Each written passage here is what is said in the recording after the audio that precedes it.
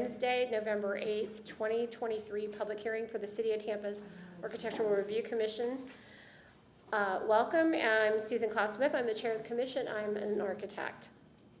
If you're here to present a project, you will have limited time to make your presentation, so we suggest being thorough but concise. When coming to the microphone, you will need to identify yourself and your relationship to the project. The commissioners will not ask any questions during your presentation, and your project should be presented in the following order: the site plan, the elevations, architectural details, and wall sections. The staff will then present the staff report, and we will then ask for public comment. Following your presentation, the commissioners will be asking questions in the same order as the presentation. When coming to the microphone, please state and spell your name clearly. If you are here to speak for or against our project, your time will be limited to 3 minutes, so take some time now to summarize your comments because 3 minutes goes by very quickly. Following public comment, the applicant will have 5 minutes for rebuttal, and the public hearing will then be closed. The only comments which will be allowed after the public hearing is closed will be in response to any questions from the commissioners. The commissioners will then discuss the case and will make their decision based on the city ordinance, chapter 27 of the city zoning code, the design guidelines, the Secretary of Interior standards, Historic Preservation Development Review or HPDRC comments, and the testimony given at the public hearing here tonight. Please remember the ARC can only act on items that are within our specific jurisdictional responsibility, and that owner and or their agents are independently responsible to obtain any appropriate permits and or approvals. Now, if you haven't already done so, please do silence your cell phones. And at this time, I'll ask my fellow commissioners to introduce themselves, starting on my left. Good evening. My name is Stephen Sutton. I'm a registered architect. I also hold the architectural historian chair for this commission. Ted Kempton, landscape architect. Brent Taylor, general contractor. Dan Myers, architect. And with us tonight, we have City Attorney Dana Crosby Collier, Alexis Guzman, Elaine Lunn, and Dennis Fernandez.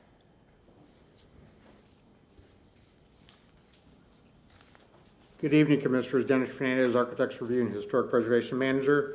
We will first deal with the disclosure of conflicts of interest and ex parte communication, and I'll ask our legal counsel to lead that discussion.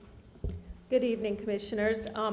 I would like to ask if any member of the Commission has a conflict of interest with any item on the agenda this evening. I do not. I have none. Okay. And has any member engaged in any ex parte communication relating to any item on the agenda this evening? I have not. I have not. Thank you very much. Thank you.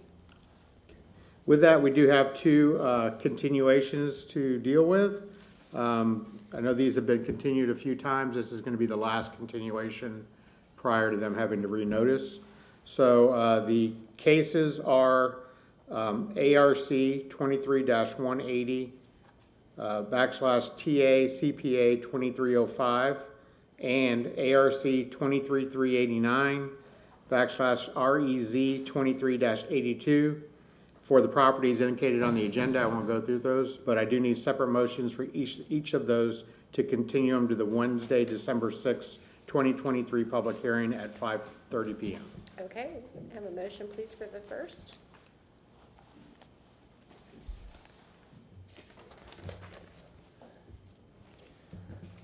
Okay. I move for continuation in the case of ARC 23-180 TA CPA 23-05 for the properties located at 110 East Oak Avenue, 1813 North Franklin Street, 1708 North Florida Avenue, 1905 North Florida Avenue, and 1909 North Florida Avenue to the Wednesday, December 6th, 2023 public hearing at 5:30. I second the motion. All in favor, please state aye. Aye. Motion carries. Have a motion for the second. I will continue with that. I move to grant continuation in the case of ARC 23-389 /REZ 2382 for the properties located at 110 East Oak Avenue, 1813 North Franklin Street, 1708 North Florida Avenue, 1905 North Florida Avenue, and 1909 North Florida Avenue to Wednesday, December 6th, 2023, public hearing at 5:30. I'll second the motion. All in favor, please state aye. Aye. Motion carries. Thank you. We'll now administer the swear-in. Anyone in the audience who's going to be presenting this evening or providing any type of public comment, if you could please stand and raise your right hand. Do you solemnly swear or affirm that the testimony you'll be providing today is the truth, the whole truth, and nothing but the truth? I do. With that, considering the two continuations, we have two cases remaining on the agenda. The first case is ARC 23-334 for the property located at 2813 North Central Avenue, and Ms. Lund will introduce the case for you. Good evening, Commissioners. Elaine Lund, Historic Preservation Staff. This application at 2813 North Central Avenue is located in the Tampa Heights Historic District. The request this evening is for new construction or primary structure and accessory structure with site improvements. Moving to the photo presentation, please. This is the district map for the Tampa Heights Historic District. The subject property is shown in green in the northern half of the district along Central Avenue. This is looking at the 1920s Sanborn map of this area. The property in question shown again in green. And you can see that at that time, the entire block of Central Avenue between what was then Michigan Avenue, but is now Columbus Drive, and Roble Street, the entire block was one property. This is the present-day aerial photograph of the subject area, again with Central Avenue, the subject site on Central Avenue, and you can see the interstate proximity to the east.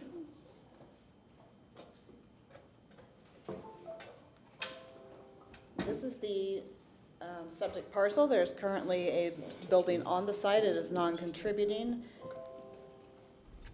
Let me meet that. There we go. And will be demolished as part of this project.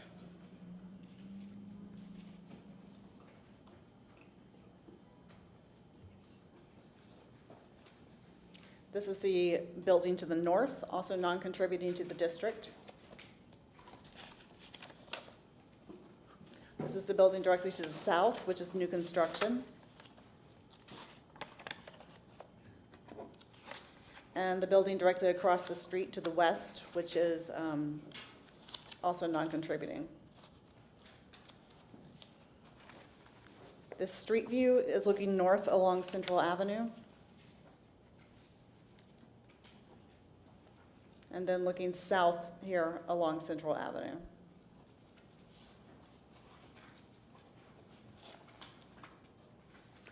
That concludes the photo presentation, so at this time I will turn it over to the applicant to make the presentation.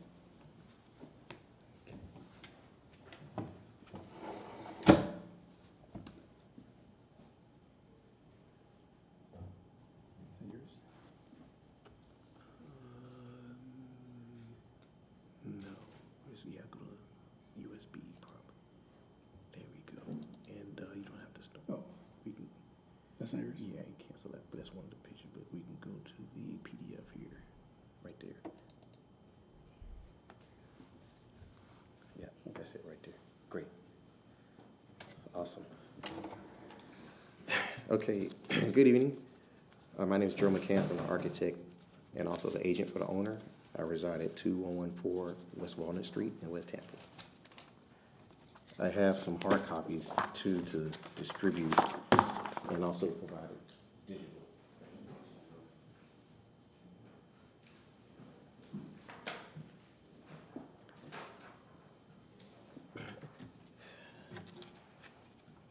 Okay, during our last hearing, we had presented the case for the new single-family home to be built to replace the existing duplex. And there were a couple of items that was unresolved that led to continuance, and for the sake of time, I wanted to just focus on those items. the items that we had resolved or we feel weren't a contention were the appropriateness of setback, noting that we have, keeping the setback of 40 feet like the existing and the new houses to the south along Central Avenue, and also the trim and details, the facade proportions, the maintaining the quality of materials as representative of the craftsman typology in the neighborhood. The 4 items that were of debate were concerning the scale, massing, orientation, and roof. And those are the items I would like to pick up and move forward with and describe how we have made adjustments. Okay, looking at the cover page, you see regarding the scale, we have kept the width of the house is the same, keeping with some of the precedents of the neighborhood where there were some houses that were in that 30-foot range across the front facade. I have some pictures later on to navigate through. The massing of the house was modified where we removed the sort of double gallery as that we had before with a front porch and with a balcony above, and went with the more traditional, just a front porch tapered to the facade with a wraparound porte-cochere to the north. That was resolved with having discussions with the community and also working with city to find more appropriate characteristics that match the facade and fenestration along Central Avenue. The loft space, as seen in the rendering, the perspective above was reduced and slid proportionally into the roof. While the roof pitch was increased to a higher pitch, we reduced the east and west dormers where it would not be lined up with the first and second floor, but be inset, which is also characteristic of houses in the district. Regarding the orientation, we felt that the main house was acceptable, but the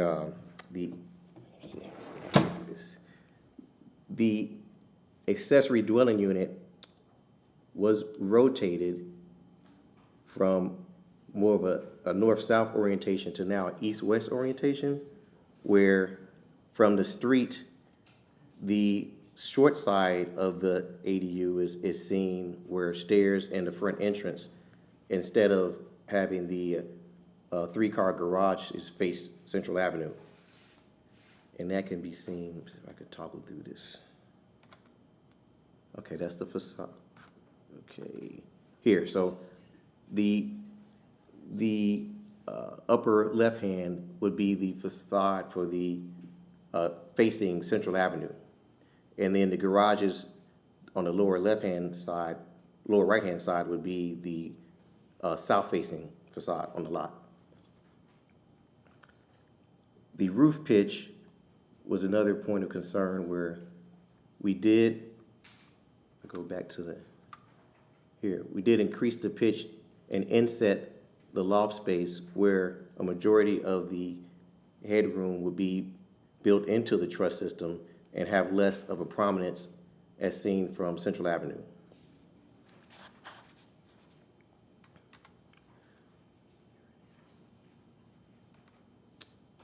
Also, the ADU second floor was extended to match the first floor to create more of a proportional balance with each facade. Here again were details which were found not to be of objection. These are some of the components.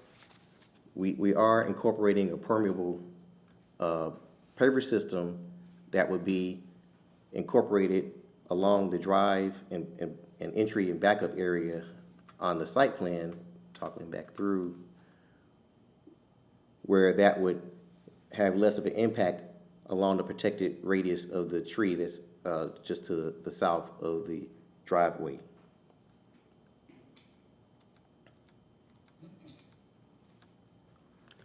And moving on to some pictures for precedence. Let's see.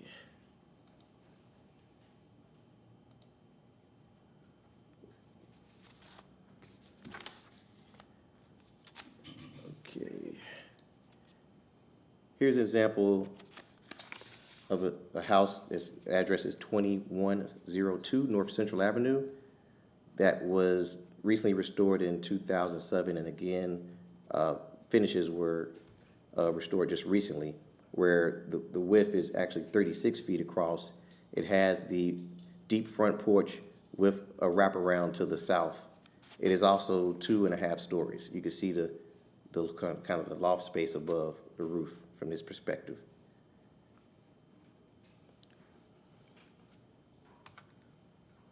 Here's another example of an existing structure that's along Central Avenue that shows the inset dormer built within the roof truss system, illustrating a 2.5 story structure.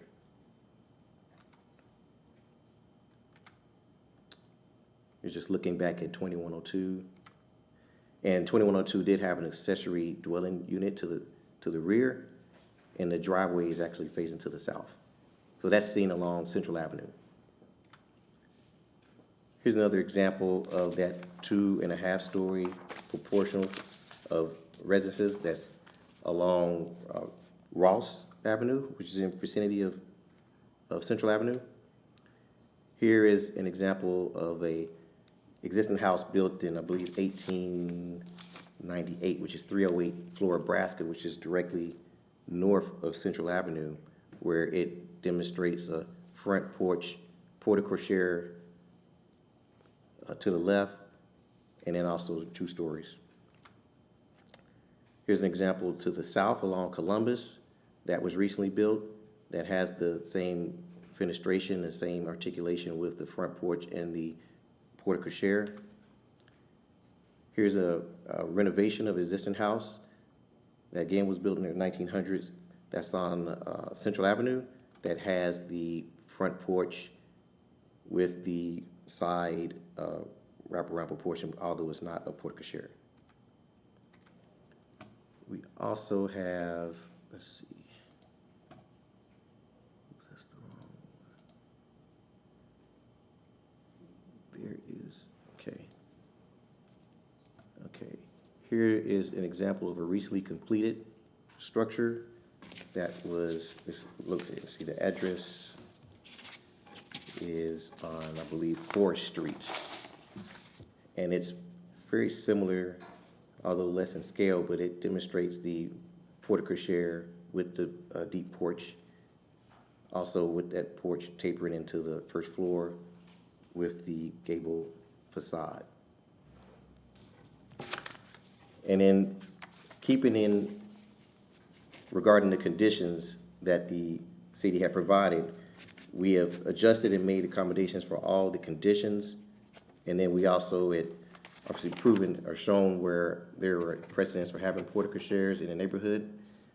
And also, in conclusion, I just wanted to state that within the style or the modification of the Craftsman style that we presented, we're trying to incorporate modern materials and create a balance of forms that's inspired from the Craftsman movement and also with the arts and crafts movements. We are trying to balance quality and personality and create something unique but still has a place within the district.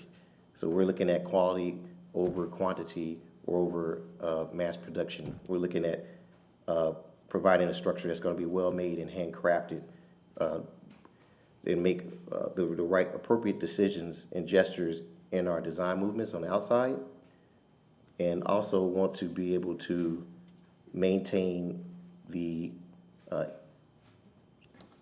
tradition of other houses that we've built in the area. We've done over about half a dozen or so, and we've done the 2 to the south, and then this is actually directly due north to one of the houses we just recently completed about 3 years ago. So that concludes my presentation. Thank you. All right, we'll move on to the staff report. Commissioners, Elaine Lund, Historic Preservation Staff. Staff found that this application was consistent with the Tampa Heights guidelines with several conditions, and those are listed in your staff report. There are several that you may wish to read through and confirm that the applicant has addressed them this evening. Additionally, I would suggest that you have the applicant go through at least the wall section again, just as there may be differences this evening between the commissioners who are present and those who previously heard the case last month. Thank you. Thank you. We'll go ahead and ask for public comment at this time. If there's anyone who would like to speak for or against the project, you may do so at this time. And reminder that when coming forward, please do state your and spell your name.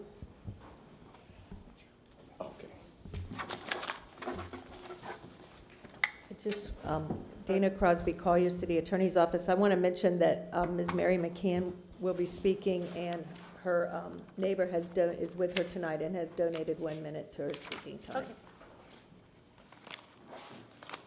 Okay. Please, sir.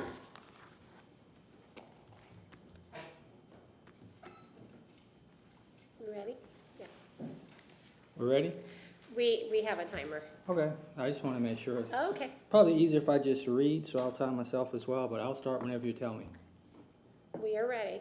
Okay, so to the esteemed members of the Architectural Review Commission, I am Cedric Carrington. I reside at 1615 East 33rd Avenue. I am the applicant. Good evening. Thank you for the opportunity to convey my thoughts, iterative processes, and historical context. In 1967, my mother and father purchased a vacant lot in the Roble subdivision at 2813 North Central Avenue. They built a duplex on this property in 1968, intending to comfortably house themselves and my oldest brother, who was born in 1966, in one of the units and tenants in the second.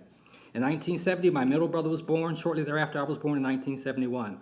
My fondest childhood memories include climbing the giant oak tree that still adorns the front yard and endlessly playing in the spacious backyard. Our neighbors were kind, and the sleepy Robles subdivision was relatively quiet. I can still hear the cars traveling the brick-paved roads that define this historic section of Central Avenue. As our family expanded, we outgrew our home and built a more accommodating home in Belmont Heights, where my mother still resides. But we never disconnected from Central Avenue. My maternal great-grandmother moved into the same unit when I was an adolescent, and we remained constantly present. We remained property managers for both units for the better part of 4 decades. I left Tampa in 1989 to attend college in Tallahassee, then received a military commission. I began my 3-decade career as an infantry officer in the United States Army, where I met my bride when we both served overseas in Korea. In December 2022, I retired and returned home to Tampa with the dream of establishing my roots on Central Avenue, the same community from whence I started. I was excited to see the new construction on Central Avenue and inquired about the architect who designed the beautiful new homes. That inquiry led me to Mr. Gerald McCanson. For the past year, Gerald and I have collaborated earnestly to design our home. We've made several adjustments, followed the established processes, and considered the community's feedback, compromising and adjusting the concept plan to ensure regulatory compliance and harmonious integration within the historic district.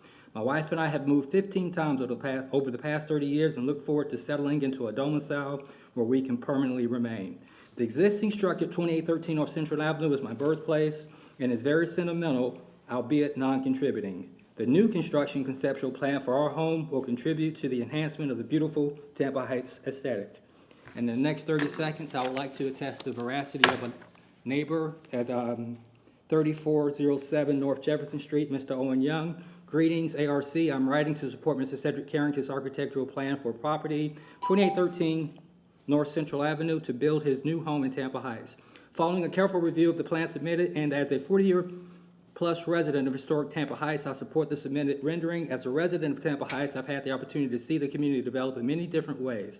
With the influx of residents to Tampa Heights, many have attempted to, and some have successfully built homes rendering that have not aligned with historical characteristics that define our beautiful Tampa Heights. Mr. Carrington took the necessary steps to ensure that his future home design complemented the historic district of Tampa Heights. I can attest that he approached the process with great respect and appreciation for your community. I appreciate your time, council members. Thank you.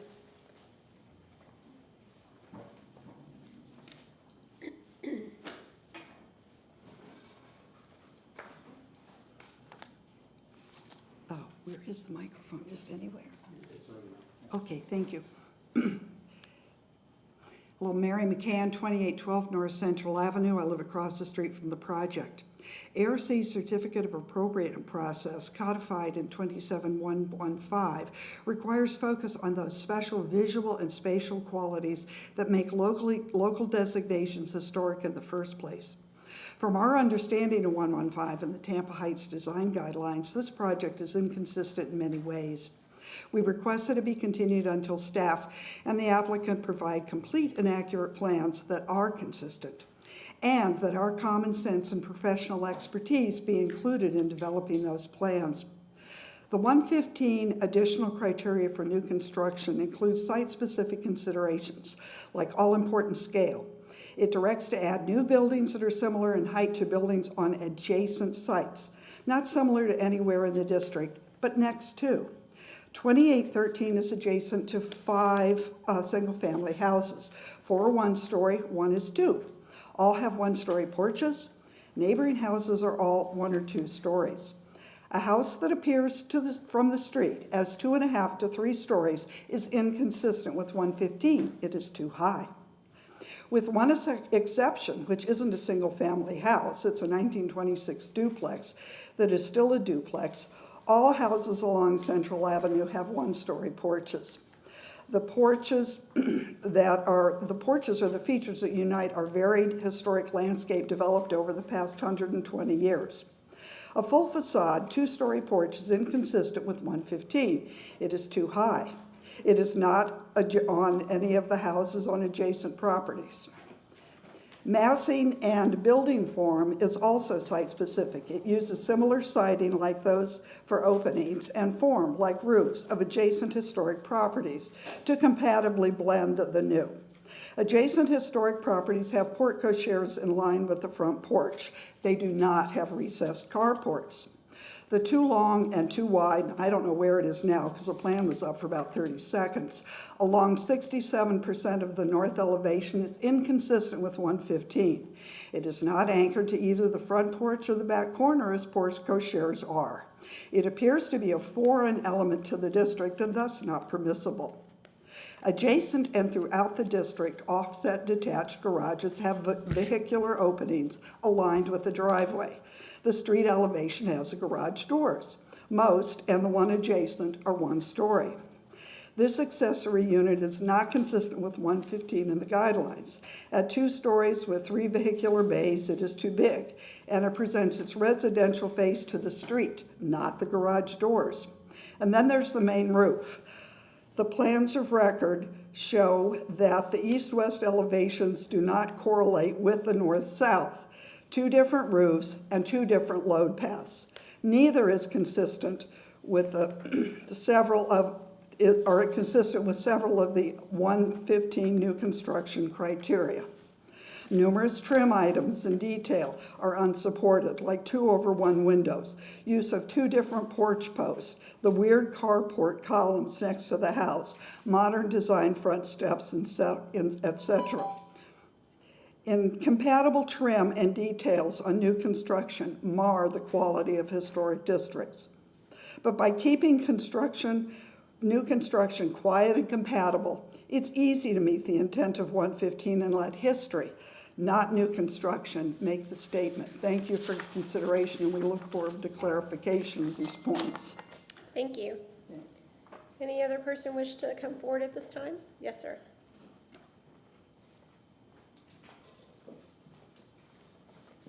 Hello, everyone. Jason Seuss. I'm a resident of 2811 North Central Avenue. I'm two buildings down from the property, the subject property. I also live in a new build that was built in 2020. So we were impacted by the historical designs, and our neighbors fought to make sure that the rhythm of that neighborhood was, when our house was being built, they fought for that. And I'm here to voice my concerns on the design inconsistencies for the new build at 2813 North Central Avenue in regards to the Tampa Heights design guidelines. There's no known precedent in the historic district for a carport. The recessing 15-foot wide carport attached to the north elevation is not similar to the adjacent properties in scale and appears to be foreign to the historic district. It falls outside of well-established patterns of 10 to 11-foot porte cocheres.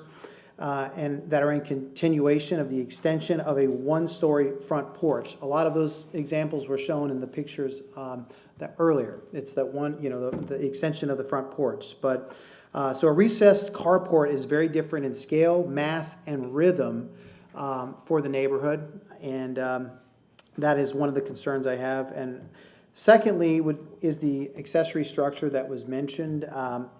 It's too large and incompatible with the THG guidelines.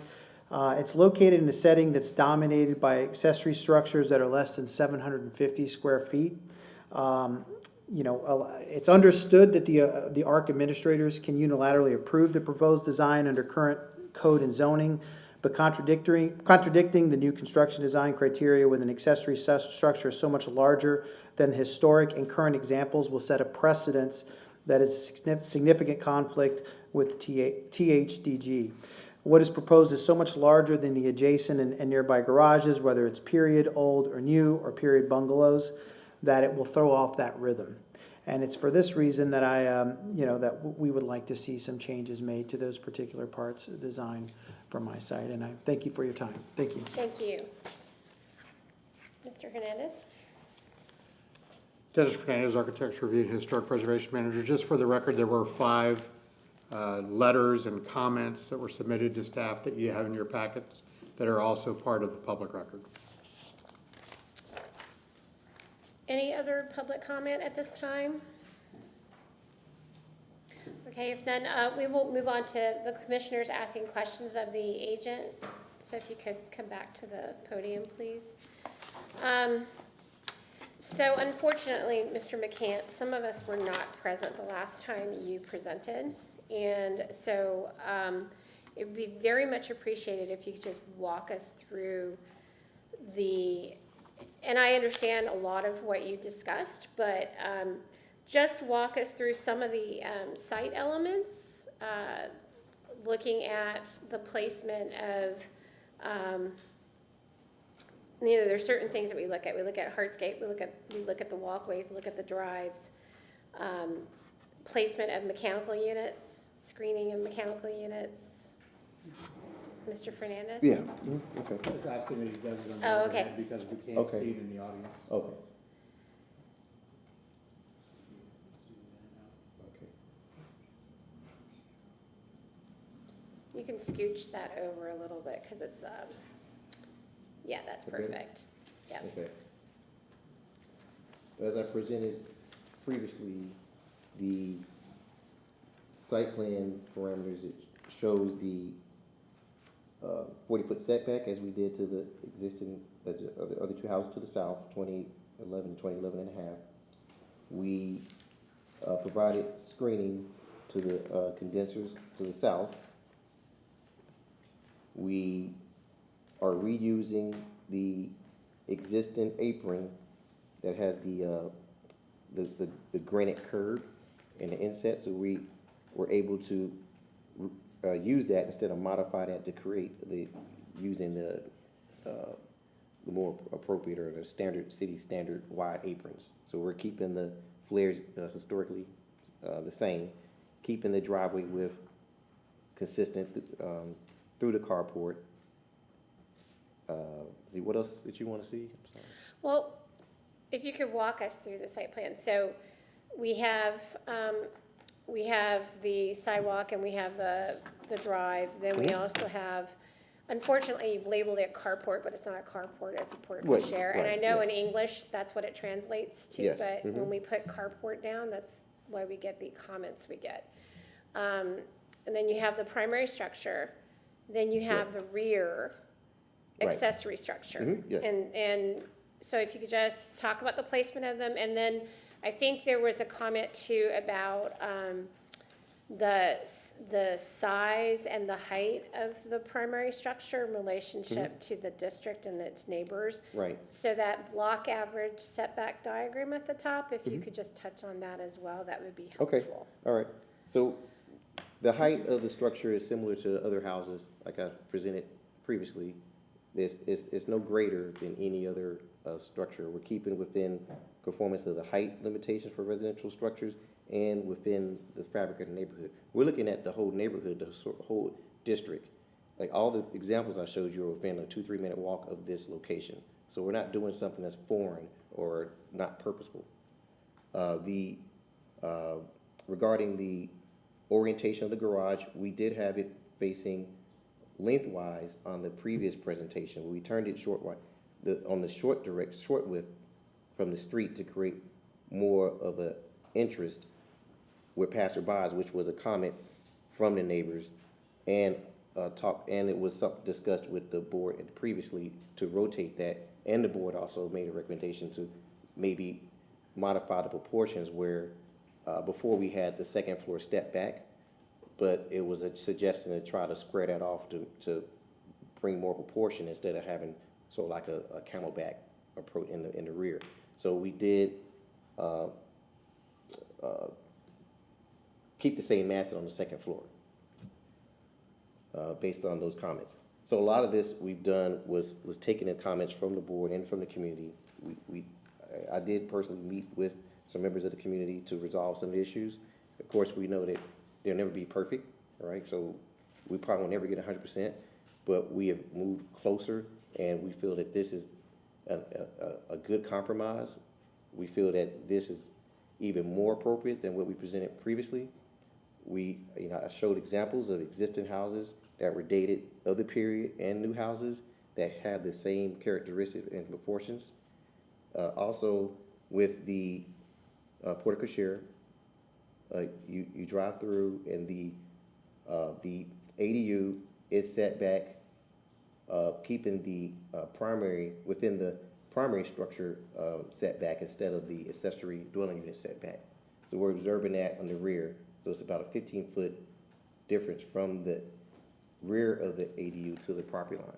This is a super deep lot, as were the lots that we designed to the south. So when you think about proportions and ratios, even though they may appear they are larger, they are still within proportion of the super block that we designed within.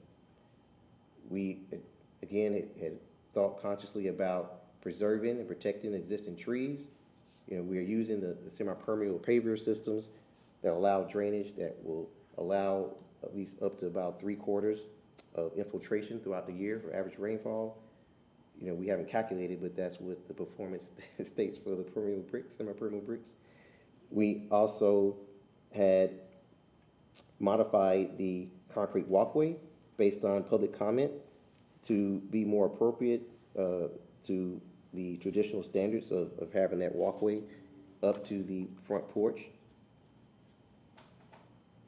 And I think, I know you wanted me to talk about the block Yeah, could you just average. talk about that really quickly and Right. pull that down so that Okay, everyone in sorry. the audience can see it? Thank you. So the block average, you see, it's the same as what we've done on the previous 2 lots to the south. And it's actually, the duplex is about 12 feet or so further. So that'll be demolished. So we're keeping proportion, average proportion of the existing houses that are along Central Avenue. Looking at the contributing structures along Central that are adjacent, there aren't too many houses that are in proximity that would consider to be adjacent. Contributing, other than the Robles house, that's 3 Right. houses down that have the same setback. Okay. So I do have a couple of questions about the site, and then I'll let my colleagues ask a couple of questions, or their questions as well. Okay. What is the clear dimension between the inside face of the columns to the stair in the porte cochere? I see a couple of dimensions, but I don't see a clear between the column and the stairs, the steps. Yep, From the column to the stairs, to the step, to the inside Oh, to face the- of the stairs, not the building itself. Yeah, what's that clear Okay. dimension? oh, okay. I would add it up on the ribbons, so the ribbons are a 3-3-3 proportion. So it's 9 feet and some odd inches, so about 9. It's 9 and a 9 half. plus what? I would say like 6 inches, give or take, on each side from the face of the column to the steps. Because you see the ribbons are passing through, so you have 3, 3, 3, then you have, I think they're actually bigger than that, but, it's probably about 9.5, maybe 10 feet okay. from the step to the face of the inside column. Because we got about 1 foot from the column to I think that they're 11. ribbon to the north. Yeah, I know, You no, see no. that? But I'm talking about that guy and that guy. I think that's a foot and a foot. I think it's actually 11. Okay. I'll grant you 10, at least 10. Yeah, that's a, well, in the portrait shares, we noticed that we took pictures that were within 10 to 12 feet in Okay. width. In terms of the units for the primary and the secondary, for the ADU, what kind of units are you using and where are they? We will probably incorporate a split system. So that would be something that we would need to look at putting to the north, and then also having some type of shrubbery or something around to the north. So you would put them on which elevation? It would be the north. Okay, one thing about your elevation drawings, the directions are not right. On They weren't sheet modified? A22, your ordinal or your cardinal directions are not correct for your elevations. But you would Oh, put it on the yes. north facade. Yes, I need to modify. So at the north side of the site, is there a fence or will there be a fence? There is an existing fence. And where is that located right now? There is an existing chain link fence. Okay, You see it here? yeah, And it runs up and it kind of stops about where the porch starts. There's a piece of fence here that will be obviously removed. And the same thing to the south, the chain link fence that'll be removed. That's encroaching inside of the site. And then it Okay. runs, there's another fence that kind of jogs and it runs back. but all the to top of fencing the that's point. to remain is chain link and any Yes. new will be, Yeah, we're not providing any new fencing. so it'll be whatever's existing to Existing, remain? yes. Okay, all right, and it says at the rear there's vinyl fencing, is that correct? Of the lot currently? Where was that? I'm sorry? The rear, the east side, there's a The note rear, right by your yes, the rear pen. has a 6-foot vinyl fence. Yes. And there is no working alley in this block, correct? No. Okay, so all access is from the street. Yes. Okay, I will let my fellow commissioners ask questions. I'll come back to you. Anyway, I'd like to please continue with the site plan. I have two questions. Okay. First, I note on the western portion of your site, respecting your ribbon driveway, there is a 30-inch oak that is noted to be removed. Yes. Have you had discussions with local resources about that yet? No, we have not. That, I would suggest, would be primary for that to happen, because they don't like to lose their grand oaks very, very, very much. The second item I want to talk to is, I understand what you're doing for the air conditioning units with respect to the primary residence, but I do not see anything with respect to the location or, if necessary, screening for AC units at your garage Right. accessory structure. Right. What is happening here? Yeah, we will have a condenser to the north, knowing that, of course, condensers can be built within setbacks. It will be to the north, on the north side. Yes. So then, how would you be planning to screen that? We would screen it with the same type of system. So we'll either do some type of fencing like we have here on the south side of the primary residence, or we would do some shrubbery. That is all I have for this moment. I plan on returning.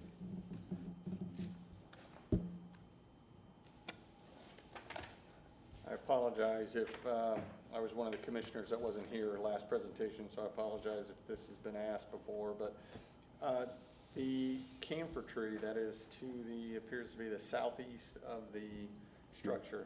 You've got a 20-foot offset, which is great. I'm just looking at the photograph that is part of the application package showing the existing structure. And my question, because I'm also looking at your block diagram, and it looks like that canopy goes over the significant portion of the proposed Right. house. And what we find is sometimes a circle on a plan looks great, but you have major branches that have to be removed, which can significantly degrade the health of the tree. Have you guys looked at that branch structure to see what's gonna happen? When we normally do like an air spade, like when we move to submitting for permit, but of course we haven't done that at this point. I'm not talking about the roots, I'm talking about the branches. Well, the canopy itself, Yeah, so I I'm mean, just looking at that block. right, there average are, we are taking out some smaller trees, you see where the porch is here? So that's probably contributing to the aerial photograph where you see a little bit of coverage. Okay, But, you know, it's kind of hard to pick out where one tree, I got you you. know, canopy I would begins and suggest you ends. look at that, Yeah. because, again, a tree can be, what they call effectively removed if you take out all the big branches. The other question I have, is I'm looking at your front elevation, and then I'm looking at, on your cover sheet, the 3D drawing, and one shows a chimney and one does not. So is there a chimney? Yeah, well, it's just on the other side there, so when you, yeah, it is, yeah, a little, let's see. It is on that side. There was a chimney that was proposed, and we were going to remove that. So that was a modification we need to make to the elevations. So it was removed, or it's still? Yeah, it's removed. Oh, okay. Yes. All right, got it. Okay. Okay, that's what I have for right now.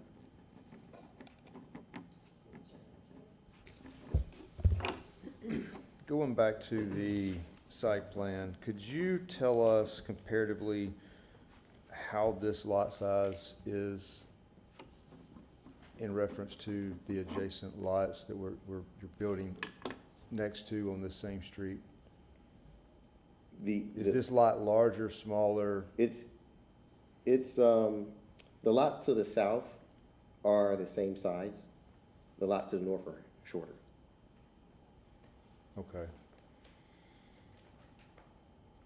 They're shorter or less wide? Well, they're less in depth, right? Oh, okay. Yeah. So from front to back is less? It's reduced to the north. Okay. The other question I have is in reference to, Well, the width is wider too, I'm sorry. So the lots to the south are about 50 feet, and this lot is 80 feet in width. I thought. That's what, yeah. And the ones to the north? It's wider. Are the And ones to the north wider or less wide? I have to check, I'm not sure, I had to check. Okay. I just,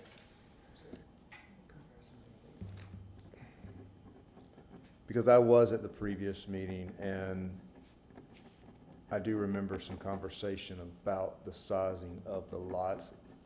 And I'm just trying to get that comparison kind of out here so that we can all look at it across the board. In reference to the massing and scale of this structure compared to what may be next door, just to see is it comparable or not. The next question I have is, there's a note in our staff report regarding the columns. And basically it just says, you know, to look at a simpler version. Has there been any thought processes or other options as far as the column design? We did remove a column that was on the front elevation that was kind of buried along the north facade here. Okay, I But we remember that. are sort of keeping the same rhythm of columns along the front. Are you Okay. talking about like changing just the configuration of Well, them? again, now that I recall that Okay. other column that was kind of an oddity Right. from before. The pavers that are underneath the porte-cochere, what's the mindset behind those there instead of maybe just a solid pour in that location? Well, we're trying well, the ribbons will obviously be concrete pavers, concrete ribbons, obviously, but the permeable brick is just kind of borrowing off of the pavers in the back, so it's just creating a little more connectivity. That's all. We're bringing that same product. So what about your column footers? Are they Right. gonna, they're obviously gonna be pad type footers, Mhm. but are they gonna be the same width as your column design, or are they gonna protrude out and then tie into these pavers? Well, like, of course, you mean the footer of the columns or the base of the columns? Because the footer footers, itself. the footers? Or the Yeah, so base? just 'Cause I'm trying to envision how this is gonna tie together at each individual column. If that footer is wider than the column base itself, Mhm. you're gonna see concrete then tying into, Well, the footer will be below and it will build up and then we have like a little are diagram. you gonna of- put the pavers on top of the footer? Yes. Okay. Yeah, and we have a diagram in the back of the package you have showing how the paver will be installed in here. Okay, so you're gonna block up from way below. So you're saying because the diagram that I'm looking at is actually a porch, front porch Well, in detail? the detail here in the upper left-hand corner on sheet A4, that's the, Oh, okay. you see that? Yeah, that's how we're gonna pave up and around the columns and then up to the concrete ribbons. Okay.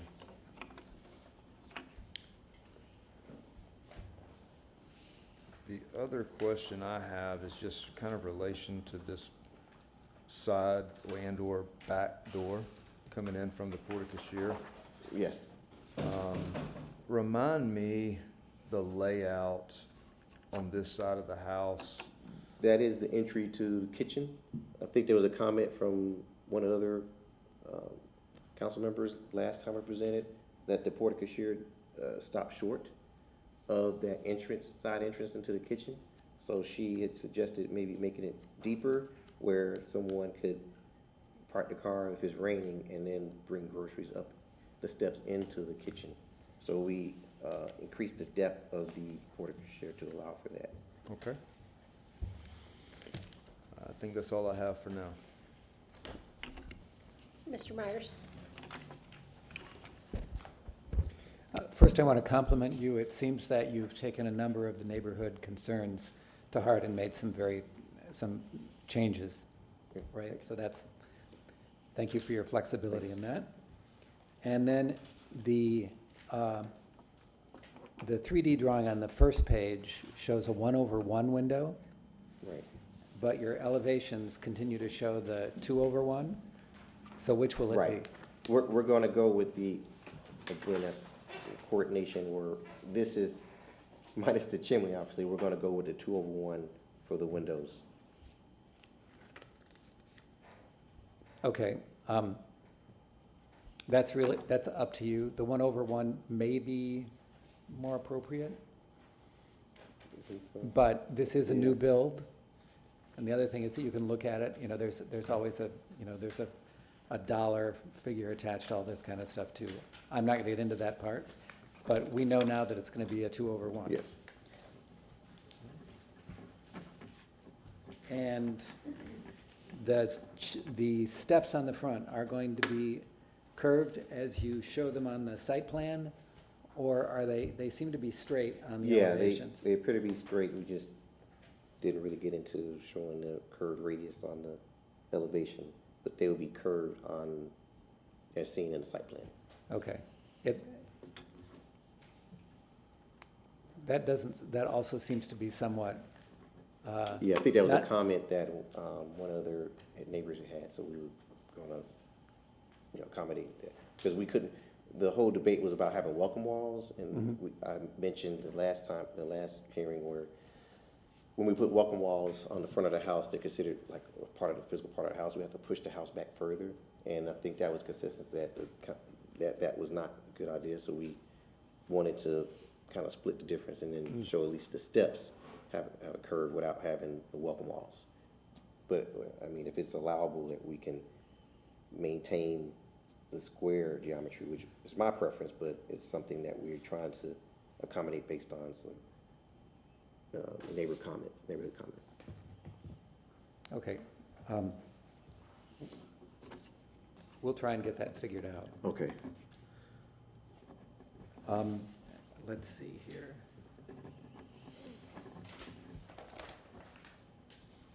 Okay, and then I wanted to ask you about the windowsill that you have Yes. on the section. You've got a sill, and then there's some sealant.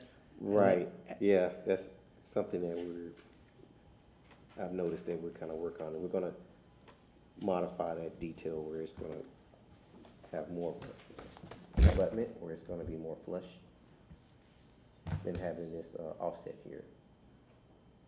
Right, and then on the sill, you don't want to, there's that sealant, which will inevitably fail down at the Right. bottom, you know, and so you're going to, at the sill at the bottom, you're Yeah, we're gonna have, obviously, we'll put our.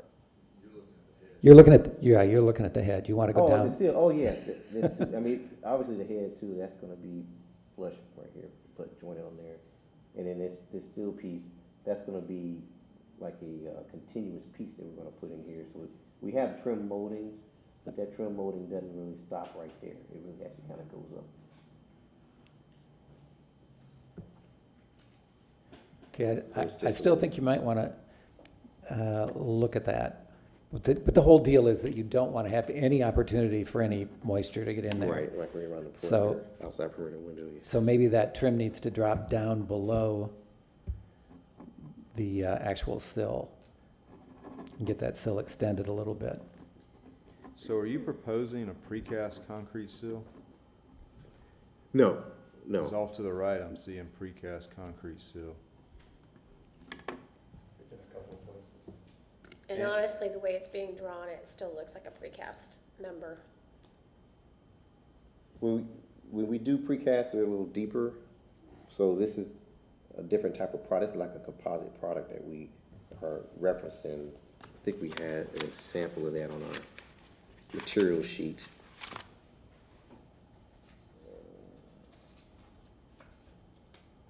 But yeah, we're not doing a precast.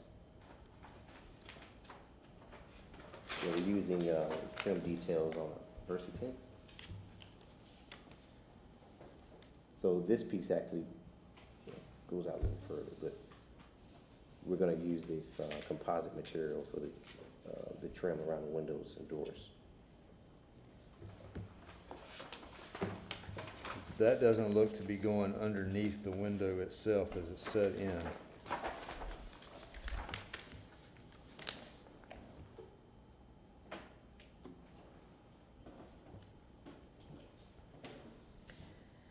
Right, the Versatix, it does come up to the butt, and then there's like another piece that the window is set in. So what is that material? It's another Versatix assembly that they have in their package of products. What's the material? It's a composite, it's like a molded composite material that can replicate the detailing of wood trim. Do you have a sample with you? You don't have a sample, do I you? don't have, I can get a sample, I don't have one with me right now. So is it much like this head stealth trim detail right above it?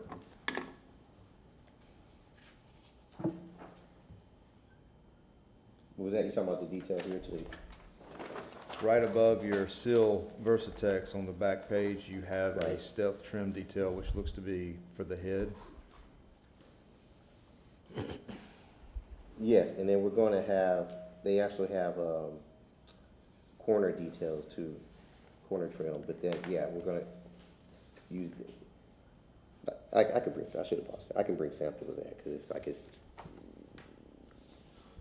a product that has, different orientations, and you can switch them and flip them around to fit different end conditions.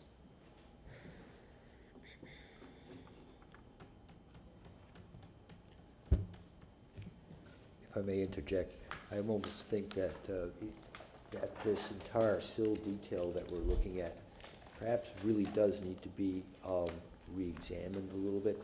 I can understand where your pieces are coming from, and I think what's happening is that we're missing one very important one, and that's a sub-sill flashing system. Yeah, underneath. And that, and I think you need to take a look at how these composite materials and your pre-made assemblies, your windows and your doors, fit into this wall, not just how they mechanically attach to it, but what are you doing about flashing and the waterproofing of your base walls, so that if anything does get in, how does it get back out? Right, right, has a weep out, yes, I understand. Okay. And are you proposing that this siding is being applied directly to the block, or do you have furring strips? You talking about the hardy siding? Well, we're gonna, you of course follow the Johns Mansfield, so we're gonna have the house wrapped in it and put the siding on, and then you'll layer the siding. So it's like you're saying trim, of course we'll have trim at the top and bottom and on the edges, but what do you mean for, what you see, like you see furring? Furring strips Yeah, I mean on the interior, yes. between the block and the actual siding. Siding, no, but on the inside, yes, we'll have some furring strips on the inside, but on the outside, no. So you're gonna, what you're proposing is nailing the, Direct nail to the masonry. interesting.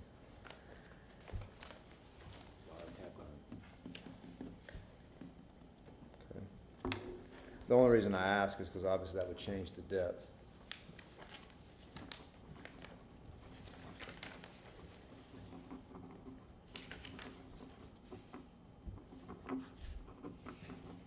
If I may continue, sir, I have 3 detail items I would like to continue with.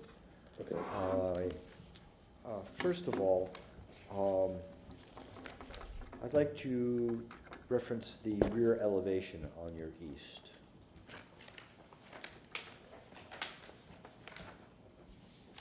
And I note that there is a pair of French doors on the lower level porch and a pair of French doors on the upper level porch. And I find it a bit disconcerting that with the effort that you've gone through this entire project to get things to line up and balance out, that these 2 very major elements are so offset from one another.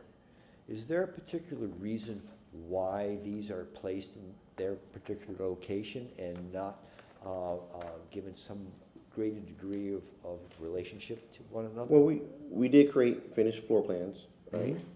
First, second, and loft space. So that kind of dictated where some of the, obviously, penetrations through the wall would go.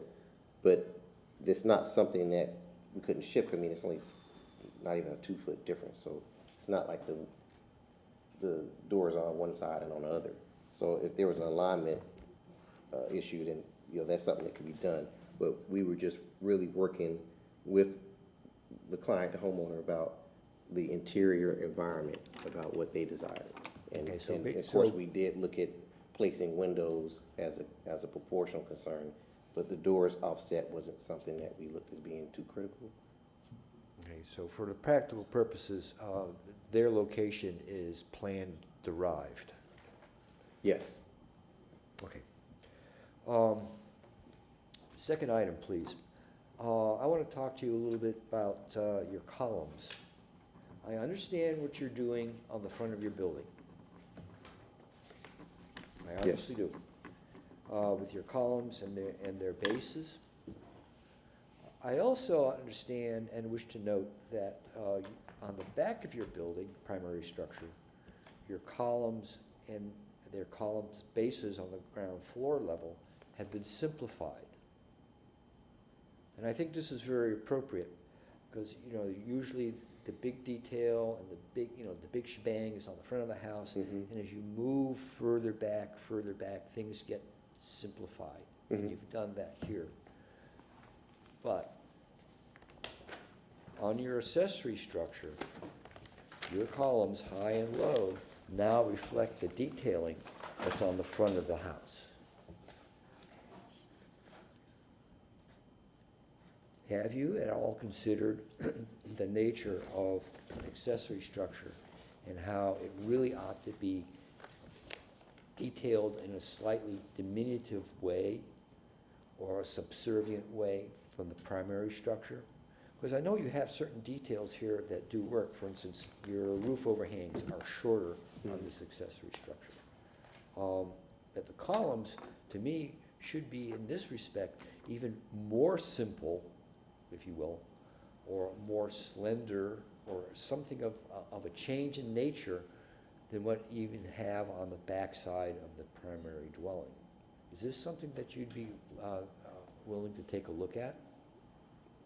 I mean, we can, but I guess I feel like for our facade on the front is proportional and justified. I mean, we're just using the bare minimum on the ADU where it's less as, say, dressy, because we could have put a middle column in there and it's been overkill, but we're just using what's gonna be structurally, you know, required by having two columns. Oh, I'm not talking about the number of columns or the placement of columns. I'm Okay. thinking about how they're being clad and detailed. Oh, I see. You've Yeah, got it's the, very simple, yeah, simple here, and then we do come down to like a base and then a taper column, and then straight at the top. Yes. So that, yeah, that was intentional, because we did have that, same effect on the front facade, where we had the, porch with the balcony. But since we eliminated that, we kept the columns on the But don't lower you level, think- the same as on the But- house. but you But have when they this- go to the second level, they are different. That you have this environment now, not of the street side, but of your yard, your backyard.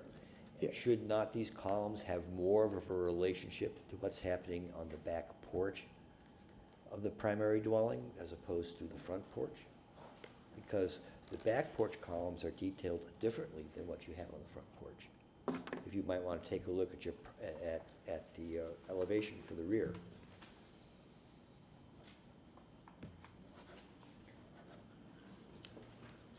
I mean, when you look at how the columns are articulated here, I mean, You have a they're paneled respecting- base. They have the base and the tapered column. That's correct. Same thing here in the rear of But the it- residence, and on the ADU, it's similar. That- It may just be a darker fencing, but it's the same. Now, I can understand the base, but the base on the back of the house is not Right. paneled. It's a plain face. I guess I'm not seeing what you. so typically, historically, as you move from the primary facade to the back of the house and then to the accessory structures, the detailing comes down. Because it becomes less about the public face to the street and more about, you know, just internal conditions. And that's also the way that people save money. Put all the fancy stuff to the front, I see show what you're saying. off. Okay, I understand. And what you're saying. put your, you know, you don't have to wear your Sunday best in the backyard all the time, right? That's basically the idea here. And so you're investing a lot of money in detail that maybe you don't need to, and historically you wouldn't. It becomes less and less public Yeah, a level of facing, importance, like a right? hierarchy or something, yeah. Right, Or- yeah, right, I you understand you. it, right? So you Right. go from the public to the private realm. Right. And certainly you can be as fancy as you want in your private realm, Right. but typically if you're looking, We are keeping looking in at it mind that, historically, yeah. it's not. You know, Yeah. what the client preferences were, and it didn't appear to be a cost issue, so they kind of want to have some connectivity with the articulation of the main structure in the ADU. But we can look at how it can be adjusted.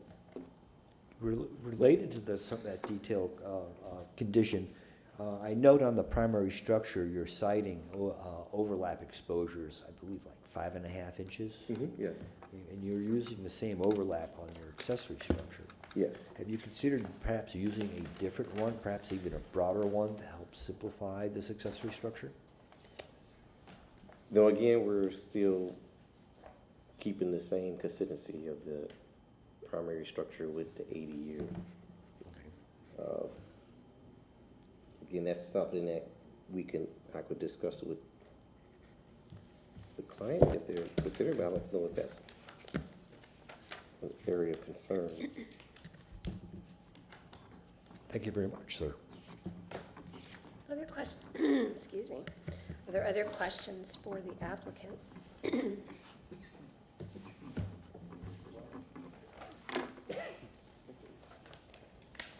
Yes, Mr. Fernandez, I'm sorry.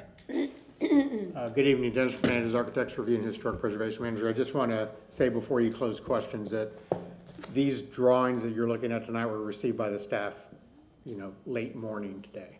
So the staff report that you're looking at was written off of a previous set of drawings.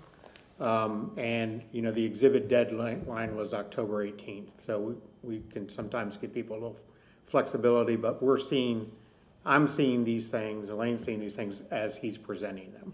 So I have some concerns. I have some more questions. I'm just Yeah, asking my okay. fellow commissioners if they have others, Okay. because Well, I do have. I'll say this before we get into your questions, that I have concerns on the porte-cochere. We had concerns on the porte-cochere before it was elongated.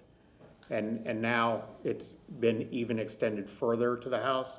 I would say that this is I think it is more correctly a carport than a porte-cochere identified, because it is massive and almost to a commercial scale.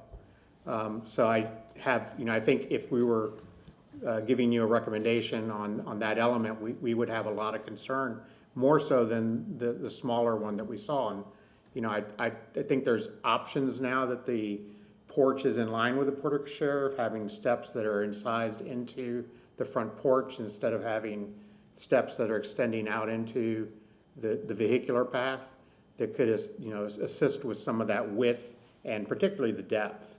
And then the other thing I want to say is there is a great amount of inaccuracies on the drawings, to a point where I think it's difficult for us to be able, without a lot of different clarification, to understand what is being reviewed at this point. So I'll leave you with that. I think there's, good discussion, but from what I'm seeing, I would say that this is difficult to move towards a final approval on, given what you've been provided to work with tonight. Thank you, Dennis. Yes, absolutely, Ted. For you, Gerald. Thank you. So you mentioned in your previous presentation that you had rotated the garage. My question is just, was there any investigation done on maybe reducing the size of it where it could still meet the programming needs of your client? Well, again, when we presented to the previous board, which is, it's been a little convoluted where, we're getting different instructions. We're trying to work with the board, or the previous board, trying to work with the community to try to get to a happy medium. As you see, we're being more than gracious with trying to understand and try to work with the board and the community, but we do need some kind of consistency so we can address questions correctly and then provide the appropriate, graphics so it can be reviewed and decided upon. So it's kind of this back and forth is really, at this point during the second hearing is somewhat kind of confusing even for myself. So. And I've done this. And I apologize, I wasn't at the last one, and maybe you addressed it at the last. It's just I'm seeing the concerns from the letters about the proportion and scale of these. So that's just my question is, it's a 3-car garage, and I'm not privy to what the client's programming needs are, but was that discussed about potentially reducing the size of it? Well, it was actually the discussion about increasing the size of it, especially the second floor. Before, we just had a smaller second story, but we did keep maintaining the 3-car on the first floor. So the 3-car is part of it. programming? Yes, right. Okay. Right. And so to follow up with that, because I was the one that asked that almost same exact question last meeting, can you just reiterate the reasoning from the last time moving forward, why it stayed the same rather than potentially being reduced to a two-car garage?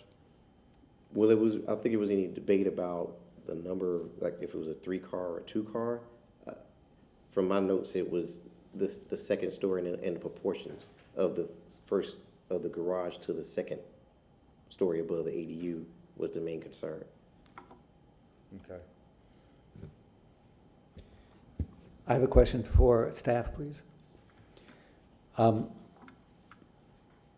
Is the ADU code compliant at the size that it is drawn currently? And I know With the building meeting the primary structure setbacks, it is not required to have a size limitation. Okay. And the height would be the same as would be required for a primary structure, so I believe that's, 35 feet in this zoning category?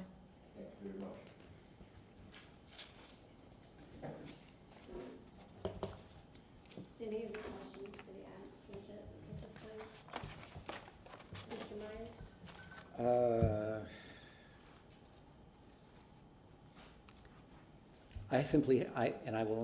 I have one concern, and that is that you have 7/8 furring on the inside and then 1/2-inch jip. And I will look at my question is, can you get electric boxes in there without having to knock holes in your block? Well, of course, that's what you have to do in that kind of. It's a remodeling, is there a remodeling box that works for that? Is that? No, of course, yeah, you have to obviously create some more depth. I want to caution my colleague that we have no purview over the interior of your structure. Okay. And you do not have to answer that question, honestly. Okay. I want to be mindful of everybody's time and energies here. If you have another question, please do ask. No, done. I only have one last question. It's going back to a previous question I had, which is this side access door. Because there was a lot of conversation in a previous meeting. Right. And I do understand why you elongated this porte-cochere / carport, if you want to call it that, to cover the door. And there was conversation regarding that, but there was also conversation regarding potentially moving the door and/or putting a set of steps going onto the front porch. So at least they had access in a rain event that they could get out of the car, get into the home without getting soaking wet. Were there any further options looked at other than the one that was presented here tonight? And if so, what were they? And if not, why not? Well, it was based on the recommendation of the board at the time, is that would solve that person's concern about the steps being outside the porte-cochere. So it was our decision just to elongate it the extra few feet. And if that came into some kind of conflict, then we were not aware of that up until today. So, I think, if it's about relocating a door and altering the floor plan, then we would have to go back and revisit that internally. But as we presented, even the documents we turned in on the 18th, it had the same location of the exit door. Okay, thank you. Any other questions from anyone else? I'm just going to ask a few because I feel like they need to be asked, but I just want to say that unfortunately the way that commissions work, sometimes some of us are available and sometimes others are not. In the matter of the gentleman next to me, he's just joined the board this week. And sometimes our clients, our citizens have to represent their projects, unfortunately. And we cannot change what another commission member may have said to you in the past. All that we can say is what we hear tonight and what we see tonight. and the way that you answer the questions tonight are the only things that we can use to make our decisions.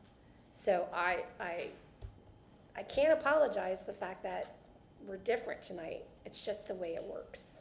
And it works that way across the city on different boards. When it comes to this home, I just want to get this project. So I want to get a couple of things, my head wrapped around a couple of things. It is the intent for the entire project, because there's only one wall section in here, and it's through the back porch area, that the foundation is a slab on grade. Is that correct for the entire primary and Well, accessory it would be a dwelling? stem wall. So what you see on the section here,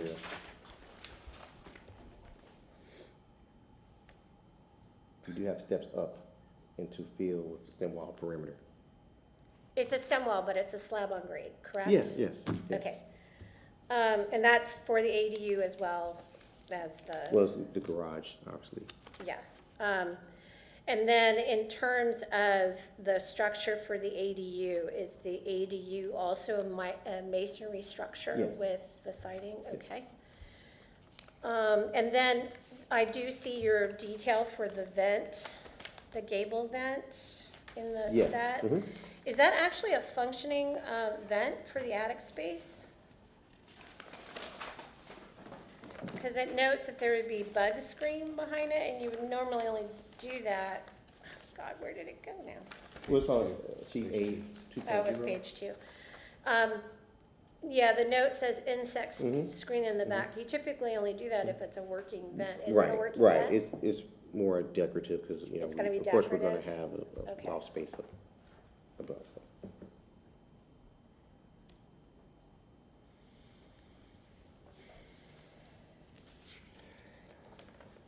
And then I just want to go through a few things. We talked about the dormers. I did not see a roof plan in here. Did you provide a roof plan in the prior? Because No, we did not. the request was for a roof plan. Do you have a roof plan at this time to share with? No, we did not submit a roof plan. Okay. So the overhangs, I saw there's a differentiation between the primary and the ADU. I know that staff had put a note in here about them being 2 feet on all buildings, but I think I agree with Commissioner Sutton. I like the fact that there's a difference between the primary and the ADU. What are the sizes of the knee bracing? Maybe it's in the drawings, but if you could answer that question, please. The The knee size- braces that hold the gable or, you know, or at the gable ends. Yeah, you talking about the brackets here? Mm-hmm. I don't have a particular size on it. You know, I would have to dimension it. I mean, they stick out at a 45, so it's really just, when we get to drafting, you know. we'll What are the fit on size of depth. the members, though, that you think you want? Oh, Are they 2 I thought you by were talking about the something, depth. 4 by something? Yeah, I'm sorry. Yeah, it's 2 by, not 4 by, I'm sorry. They're gonna be 2 Yes, bys? yes, Are yes. you building those up to be a bigger profile, or you're keeping them at 2s? You mean a bigger profile? What do you mean bigger profile? Which way is the 2-inch dimension facing? It's 2 on the length. When you're looking straight at it, it's 2. So it'd be 2 by 2. So you're looking at the front, it's 2 inches in width. Okay. There's a note here about a porch beam on the 2nd story, and it may have been about older drawings, but I agree that at the rear elevation, if you look at elevation 2 on sheet A20, I think the wall section is indicating that you are wrapping, right? You're wrapping the columns at the top of the balcony, the 2-story portion of the porch. Here? Yeah, I think Okay. there's probably a line missing, horizontal line missing, indicating the beam wrap, because I think you would see it below the eave line of the Oh, I see what you're porch. saying, yes. You see what I'm talking about there? Yes. That your capitals would actually drop a little bit because On you'd a have a Similar to beam. what we have in the portico share, yes. Okay.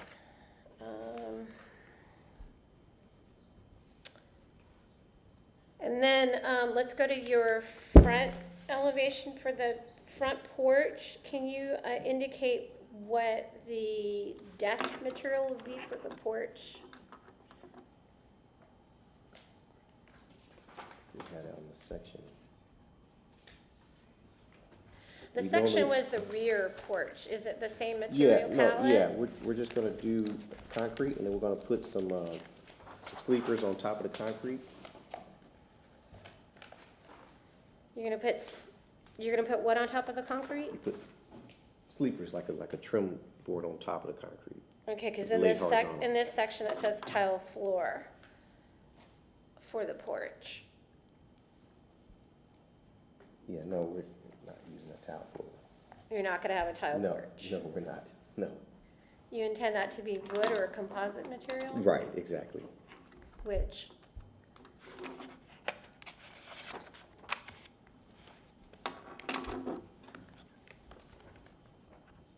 Wood or composite? The composite, not we use composite? composite materials. Okay.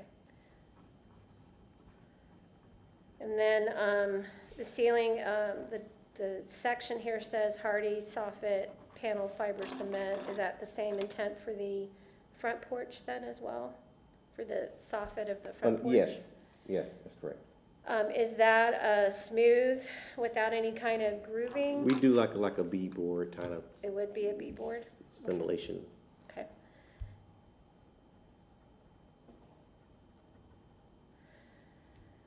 And then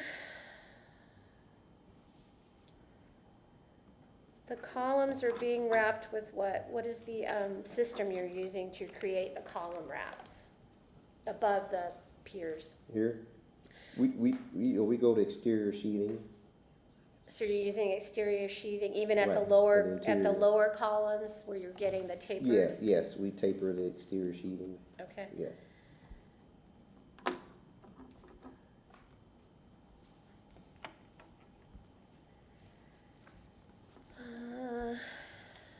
Garage doors.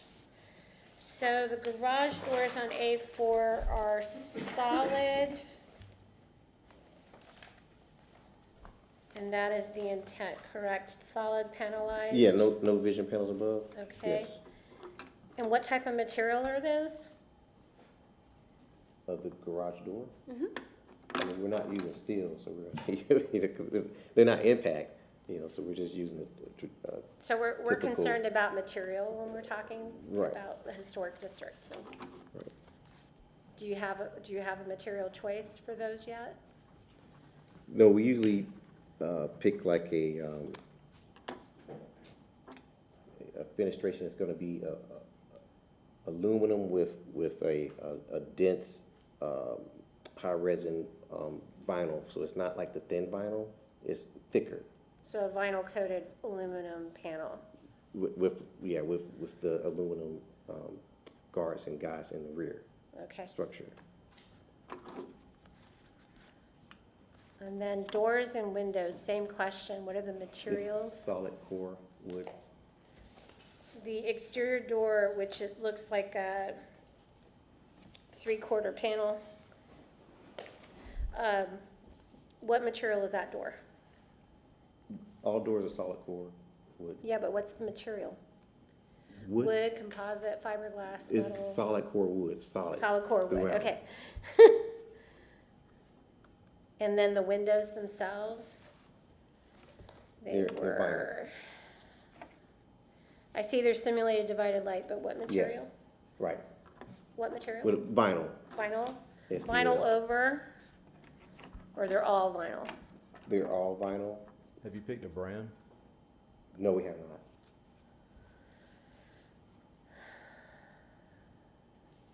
Then the simulated brick piers that are on the building foundation of the primary, what type of material is that? And what's the thickness of that material? What are you referring, I'm sorry? If you look at, you can look at your 2.0 or your 2.1, you have brick piers over the foundation in certain locations. What is the material for that brick, and what is the size of it and thickness of It's a it? brick veneer.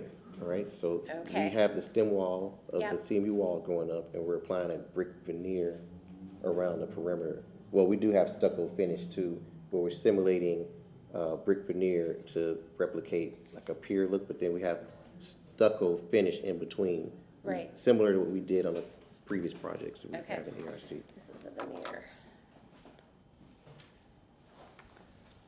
And then the stucco finish, is that smooth or does it have texture? It's smooth.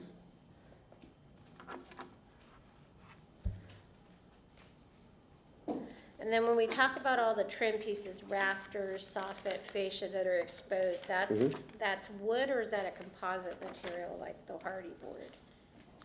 We're, I mean, I'm talking in general, I'm not looking at a Okay. specific, it's, when okay, you're so finishing we're- out your We're not trim. using exposed rafter tails on here. We're enclosing Right, the overhangs. So we are gonna go, we do use a lot of composites because Uh-huh. of the durability. right, And we've noticed when we do use some wood rafter tails that over time, even the ones that are modified, they kind of step into the truss that they deteriorate. So we prefer to use a composite system outside. We actually not even using the exposed rafter tails on this one because Right, we've seen some deterioration on it. but when it Exterior comes to connections. trimming out like the eave line and then the trim Mm-hmm. Right, boards, right, that's all the gonna trim be pieces, yes, composite? composite, yes. Okay, all right. Did that. That. We talked about the window sills, we talked about the windows, talked about that. Alrighty. Just making sure we hit all the notes.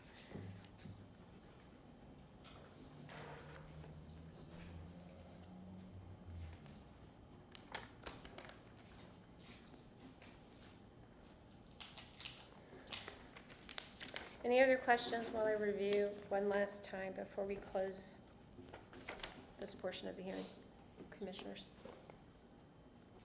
Either to the agent or to staff? I have no further question. Okay. I would just like to get clarification from staff on the welcome wall question. Would using a welcome wall cause the building to need to be slid back? As long Are there- as long as the walls are not more than 3 feet high, they may enter the, it's only once the structure gets to 3 feet high that the setback kicks in. Does that clarify? Yes. So, So in other words, they could use a welcome wall on the front stairs? yes. Okay. Thank you. All right, I have no further questions, so unless No anyone fur- else. Okay. All right, you have 5 minutes for rebuttal, Mr. McCants. Anything you'd like to add for the record that we should consider before we close this portion?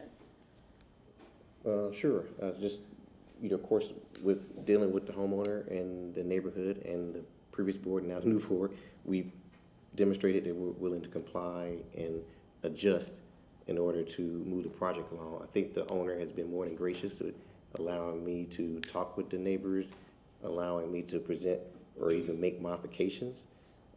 We've submitted submittals to the city and we've got feedback. There are some incongruencies that we can work to resolve. I feel like, with the design, we are meeting the overall guidelines of the historic district by keeping the characteristics the same. There are some details that we can work through conditions to move forward. So once we move to permit, those will be clarified and resolved. The only issue I think of main concern is the placement of the entry door or side door to the kitchen, where we could look at modifying the floor plan to reduce the depth of the porte-cochere back to where we originally had it.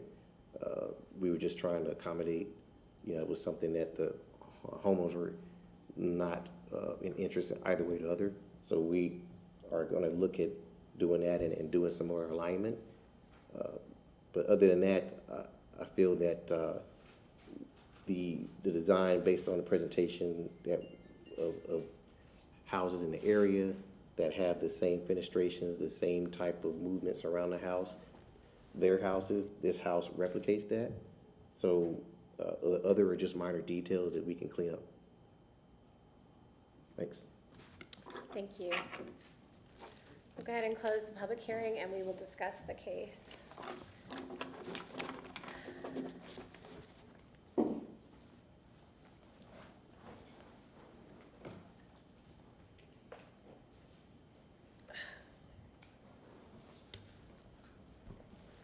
I'll say, from where it was to where it's come, it has traveled quite a distance. I do still have some concerns. Mainly, even though I understand the elongation of this porte-cochere to cover the door, I still feel there's other options that create just a better looking project, if you will, so that it is more of a one-car type porte-cochere than a double car.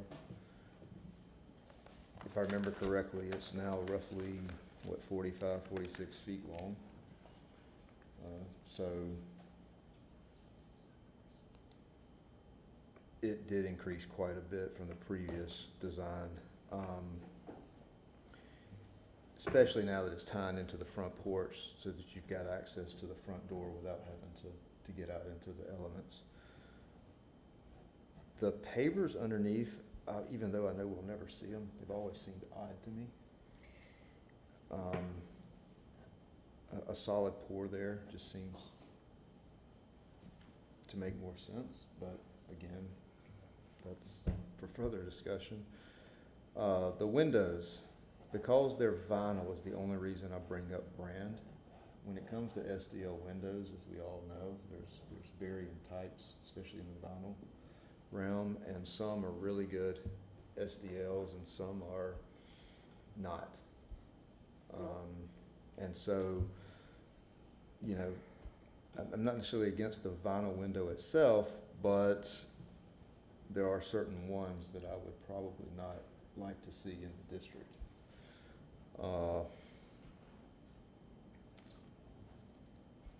You know, size, mass, because this lot is bigger, I don't really have a ton of problems with the sizing and the massing.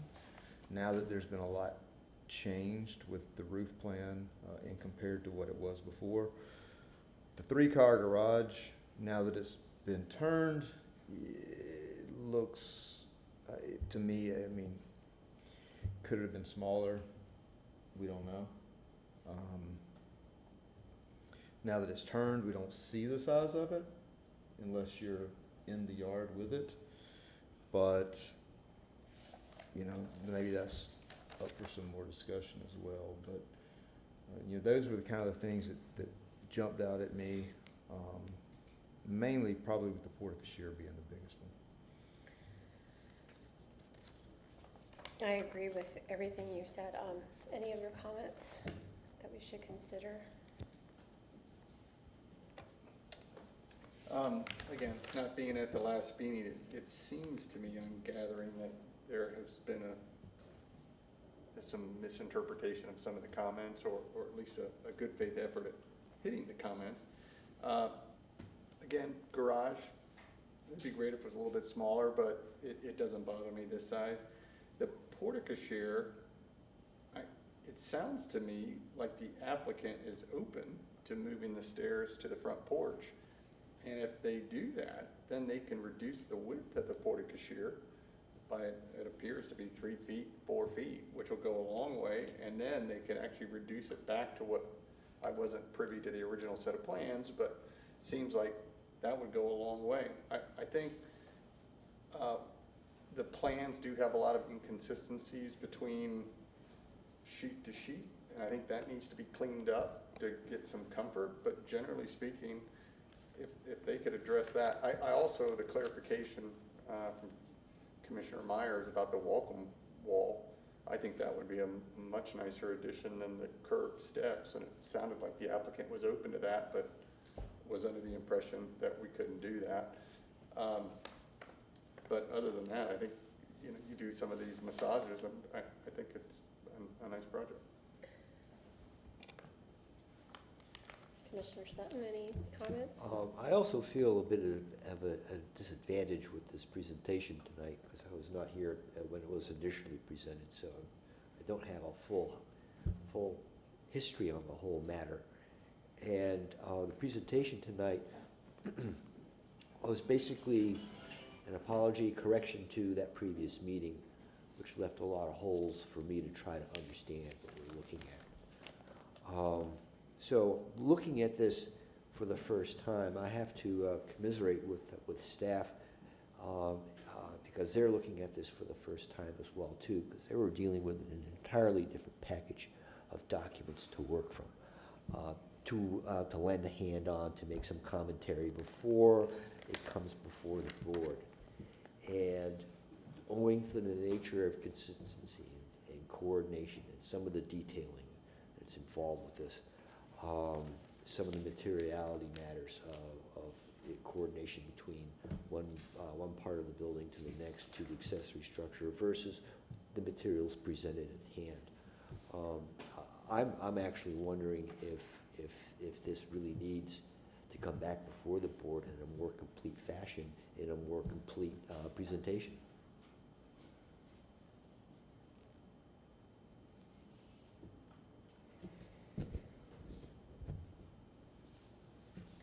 I actually agree with Commissioner Kempton. I think that, and not having been at the prior hearing that this was presented at, there certainly was a disconnect between some of the things that were being shown and some of the laundry lists that we had from staff from the prior drawings, and unfortunately they did not have the opportunity to review in time to update the staff report. But save for some of the things that were noted already, the portico shared length and width, the welcome walls at the stair, a couple other things. I feel like because of the size of the lot, its width and its depth, its relationship to the properties to the south as well as to the north, I think there are appropriate moves, and with some revisions, it's an appropriate project. In terms of whether or not it's enough to move forward with a full approval tonight, I think that's still a matter of discussion. Generally, we can tell staff, hey, you know, review the windows, make sure that they're compliant, they conform with the guidelines, but I do think reconsidering the length and the width of the carport is significant enough that it changes potentially the facade along the north side, and you know, is that something that we need to see or staff can review? The drawing coordination is unfortunate. I do think that the applicant was probably trying to get to tonight with more up-to-date drawings to really relate what the intent is. And certainly we've seen uncoordinated drawings before.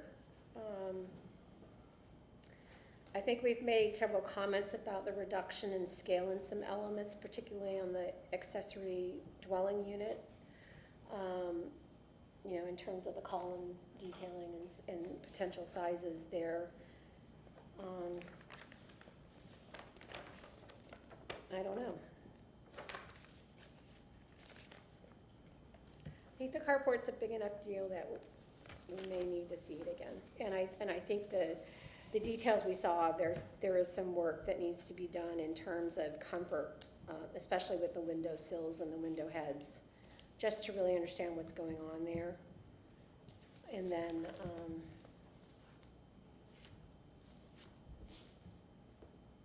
I still don't understand this stealth trim stuff. I'm worried that it's a composite material that we wouldn't want to see in the district, and not having enough material information about it. All I kept hearing was composite, but I don't know what that means. Well, we don't have a sample, It's and not a product we've seen before, at least in my 6 years on the commission now. God, I can't- I've never heard of it. Yeah. I mean, AZAC, Hardy, and there's numerous others, but I've never heard of the stealth.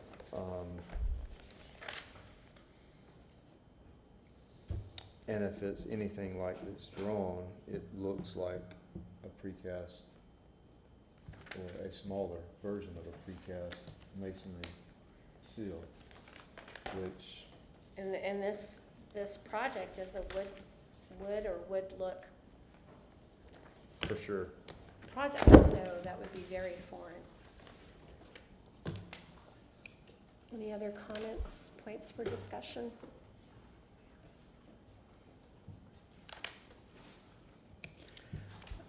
looks like Yes. I think there's a lot that we want to make sure that gets kept, right? And previously, the carport was set back so that it hit the front wall of the house rather than the front porch. And there was considerable neighborhood opposition to that. I think the agent has really worked to include a lot of the comments of the neighborhood here. There are a lot of uncoordinated things, and there are a lot of questions that remain. And they really get to function.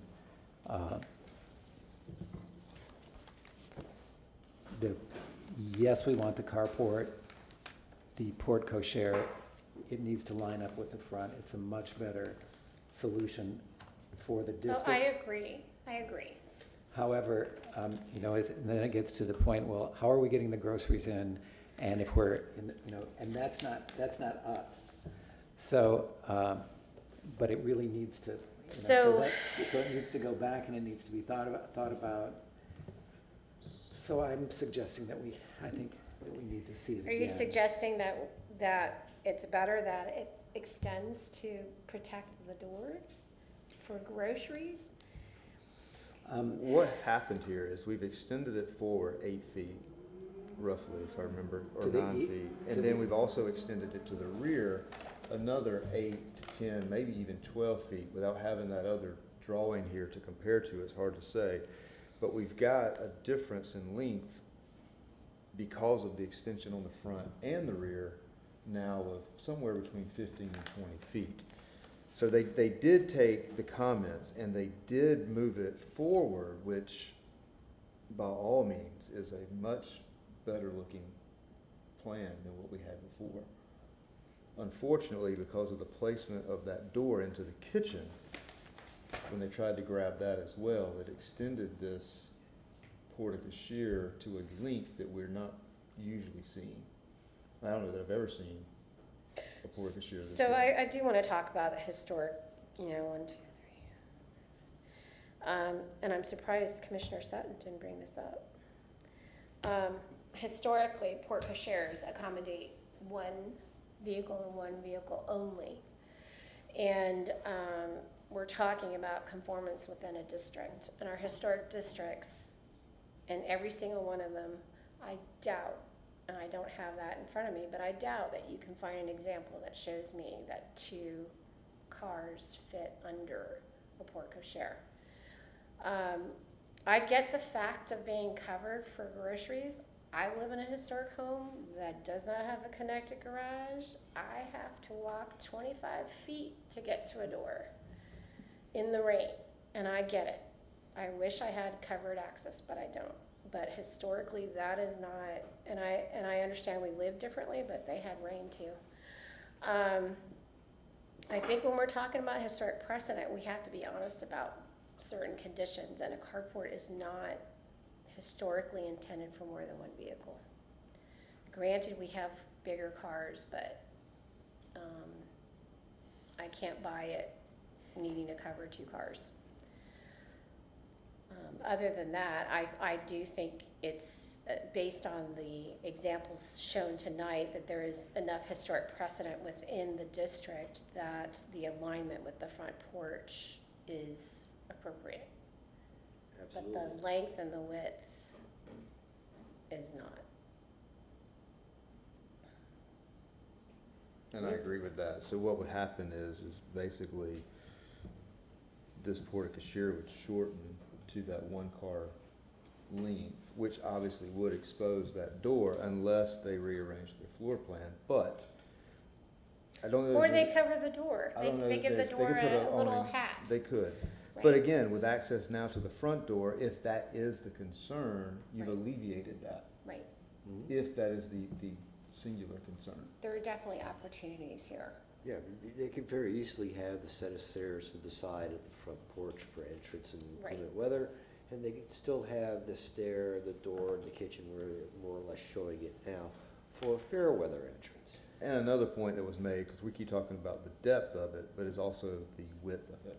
I don't know Is, about the width. You know, but there's an opportunity there to look at other So there, options if needed. so understanding that our cars are wider today, a wider one is appropriate, but 11 feet wide, I don't think that's appropriate. 11 feet clear, I don't think is appropriate.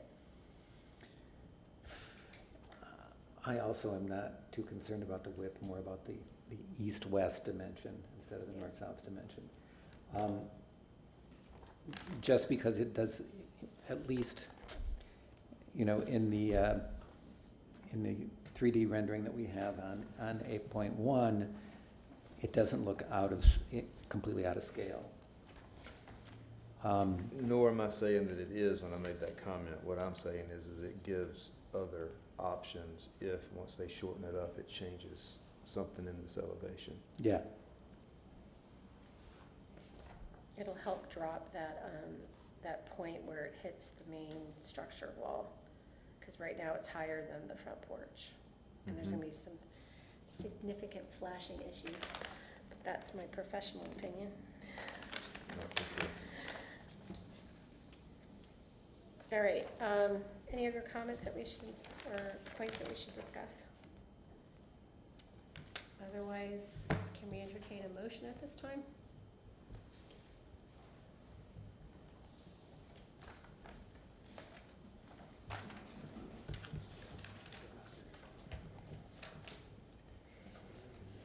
One thing that we can do if we're going to do this with conditions, I think perhaps we need to coordinate a little bit on the laundry list. There are two items that we've not had in our discussion that I believe should be as part of this laundry list. The accessory structure, there's the nature of the final placement for the AC unit and any required screening depending upon where it is. And the other one, along with my fellow commissioner, we have the issue, we have a number of things that need to go through our natural resource people in terms of trees. We have the removal of the 30-inch oak in front. We have the potential encroachment with surgical intervention for a 28-inch oak and a 37-inch camphor for the primary structure. And there is still an additional 25-inch oak that is also in very close proximity to the accessory structure that will have some surgical intervention. Well, All of these will need to have. be looked at. Yeah, and so even though the trees aren't necessarily in our purview, if any one of these trees cannot be removed, this being proposed, it changes the entire project. That potentially- Especially this one in the front. It has that potential, and that needs to be looked into. Well, so the review by Natural Resources is gonna happen once we issue a CA, whenever that happens, so that's out of our purview. If there is significant impact to the design, it automatically comes back to us. So I don't think that needs to be a Okay. comment of any kind, should we move forward with conditions. I'm sorry. It's okay. Since we're now discussing this, if the 30-inch oak in the front, now that we have this, we can have the input of a landscape architect. If that is a laurel oak rather than a live oak, it can be taken down. Is that correct? Well, it really, they're both protected, but I'm just Oh, looking okay. at this photograph.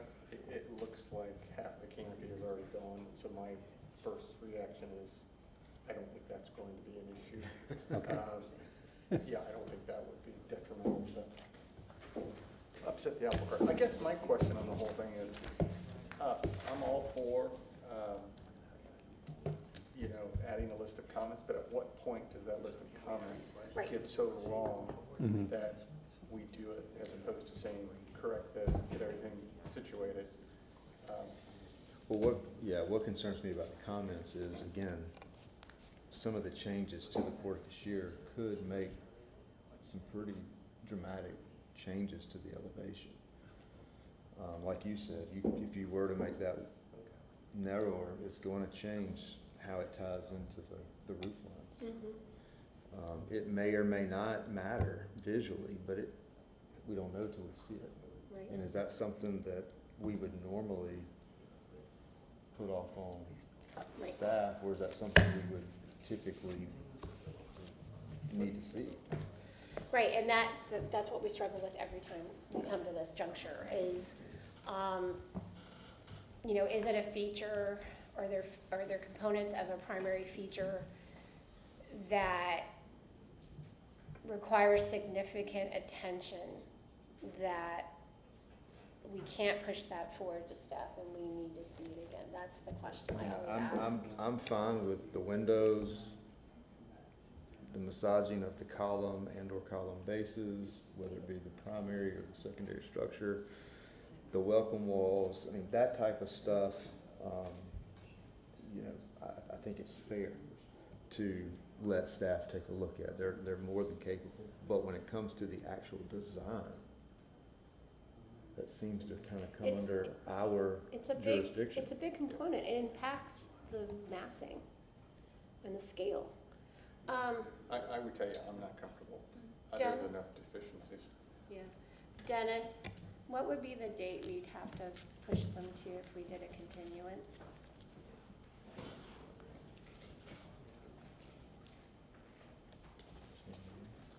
Well, our December cycle is full, so we'd be looking at January 8th as the first availability.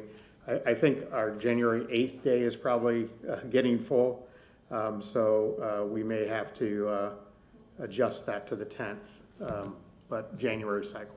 Use the 8th for now if we Yeah. move with the continuation. I think, we need to get confirmation from the agent if that's their desire. Okay. There's some discussion going on Okay, with the owner about the dates and whatnot. okay.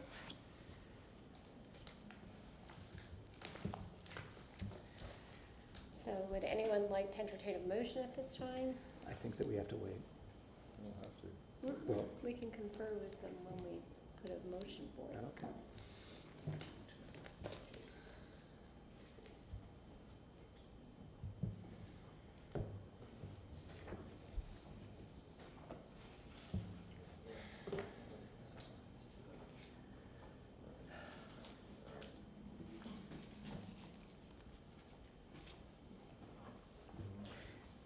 Move to grant a continuance in case ARC 23-334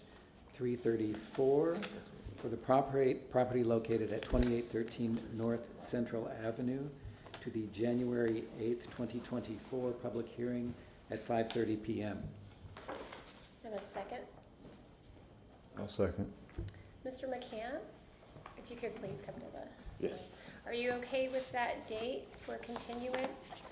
Yeah, the owners are fine with the continuance for January. All right.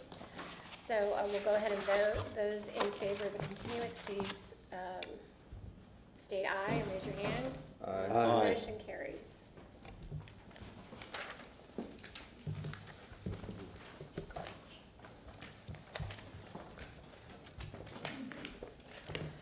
Take a brief break, or should we take a break? Take 5 minutes. We're gonna take a 5-minute recess. All right, okay.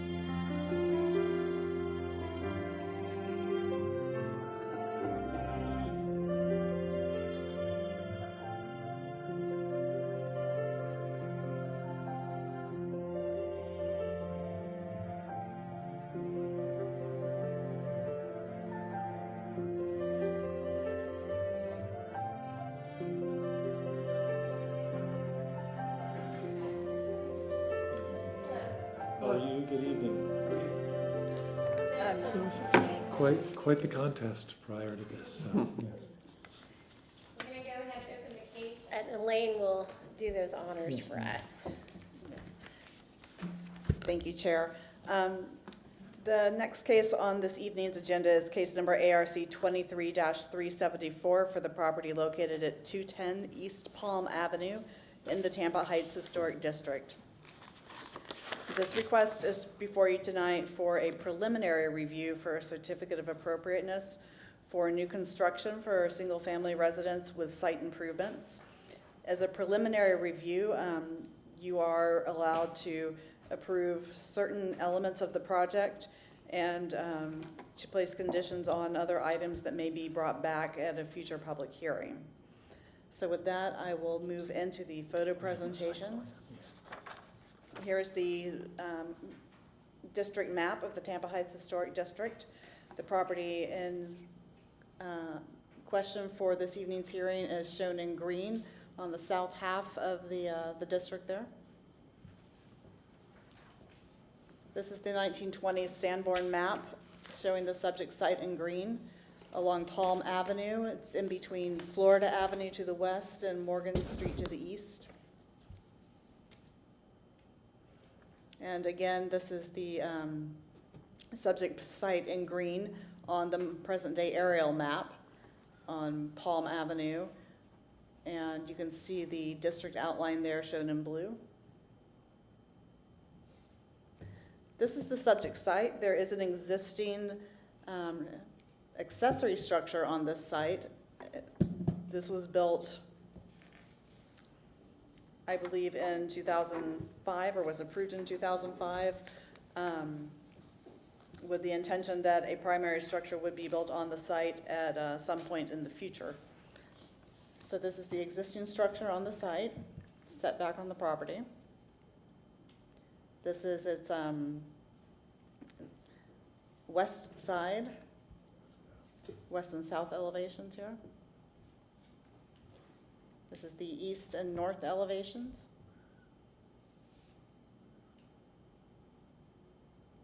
Or sorry, that was the east and west elevations, and then this is the, sorry, okay, try this again. West and north elevations, and then the east elevation there. This is the adjacent property to the west. And the adjacent property to the east. Looking across the street, there's non-contributing structure. This view is looking east along Palm Avenue. And this view is looking west along Palm Avenue toward the intersection with Florida Avenue. This is in the alley behind the subject site. We're looking east in the alley toward Morgan Street. And then turning around, this is the view to the west in the alley. I believe that concludes the photo presentation. So at this time, we'll have the applicant present the request. Good evening, Commissioners. My name is David Farrell with Farrell Construction. I'm a general contractor, former commission member, and I'm here to help the Carbones this evening get through an original, a preliminary advance. The unique thing about this house has to do with a rather dramatic site element on the front elevation. And that's really why we're here this evening, is we aren't prepared to go through all of the elevations and the typical agenda that was just exhibited in the house. There's a design element on the front of this, and after collaborating with staff, we were hoping that this was going to be a collaborative meeting whereby we could come in front of the commission and show you what we're proposing and see if it's something that would operate within the parameters of the commission and if it's something that they would accept. So I can start out with the site plan on the Alamo, and I'm not, is that coming up? There we go, yes. And it shows the proposed residence to the left and the existing residence to the right. And that was mostly done, that comparison was done to exhibit that the massing of the two elements, that the two houses are very similar in scope. That we're not proposing something that's extraordinary, but one thing we do feel is that this new two-story residence is in a unique position in that it is going to be surrounded by a number of large imposing commercial, imposing commercial developments, but there will be to the west of this property. I know that part of the YMCA submittal, which is still in front of this commission, is his immediate neighbor, and they're proposing as high as a 7 or 8 story building just to the west of this. And I know that with the Baptist church and across the street on Palm, and also a little further west down Palm, there is a Hindu temple. And so this area within that little sector of the district it's full of some rather imposing structures, large commercial structures that have distinctive styles. And what we're hoping to do is on the front elevation of ours, kind of the 800-pound gorilla in the closet, is we are proposing a rather dramatic front entryway. And we can show some examples. Let me just bring the front elevation up first.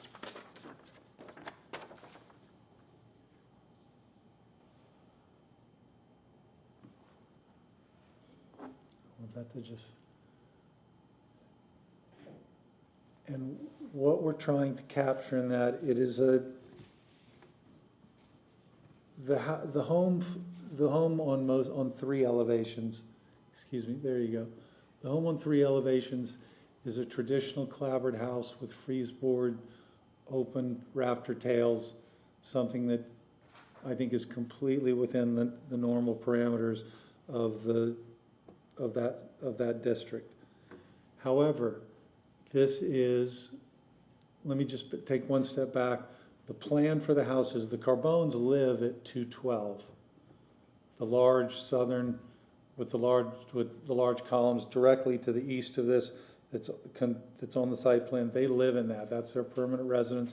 They've been there for 16, 17 years, somewhere in that area. And eventually they will be moving into this residence next door. And part of the motivation for that stairwell in the front is that initially there will be a set of elderly parents that will be moving in to the residence, as well as the Carbones.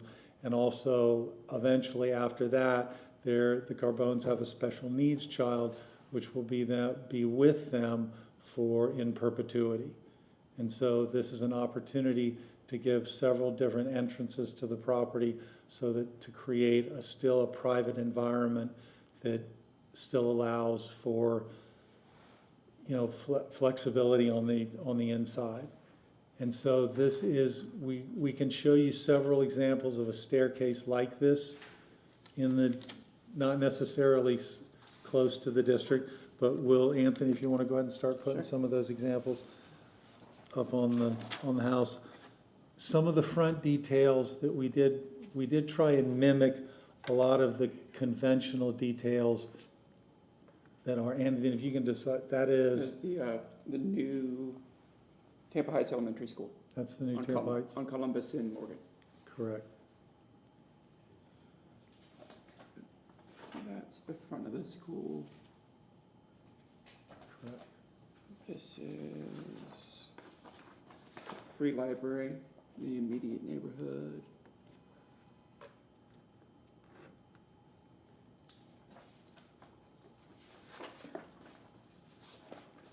The most classic example is the Baptist church. Yeah, the Baptist church across the street has a staired entryway system. Right, that's another example of the Baptist church. Where's the mansion on Bay Shore? Yeah. Bigelow Mansion is probably our most poignant example of what this is. And what we were hoping to accomplish was that it is a dramatic facade, but it's a very dramatic intersection.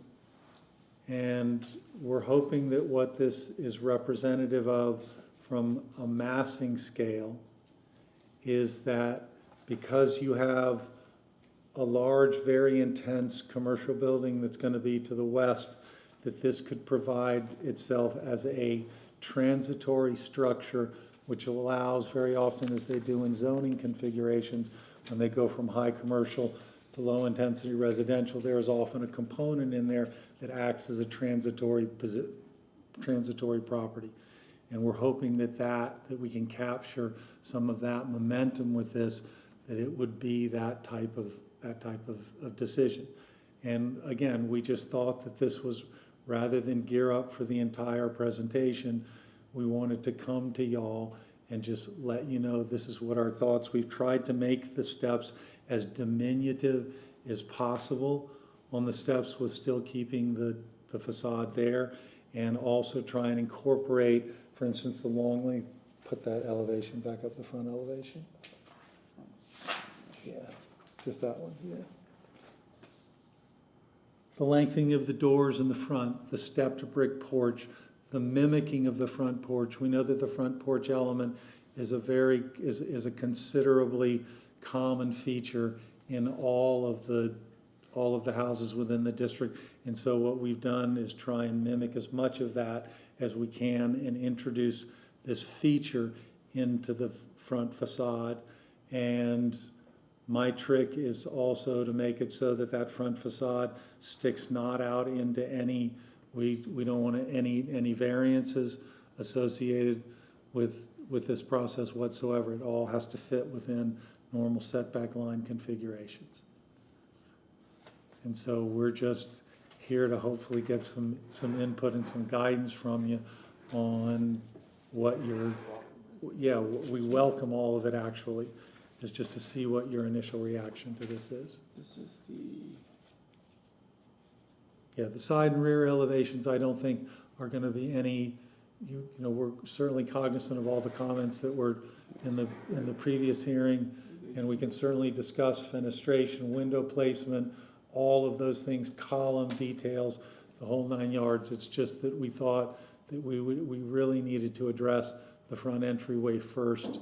We can talk about roof massing, all of those kind of things in a subsequent hearing, but we really wanted to just put this out in front of the commission to see what their reaction was.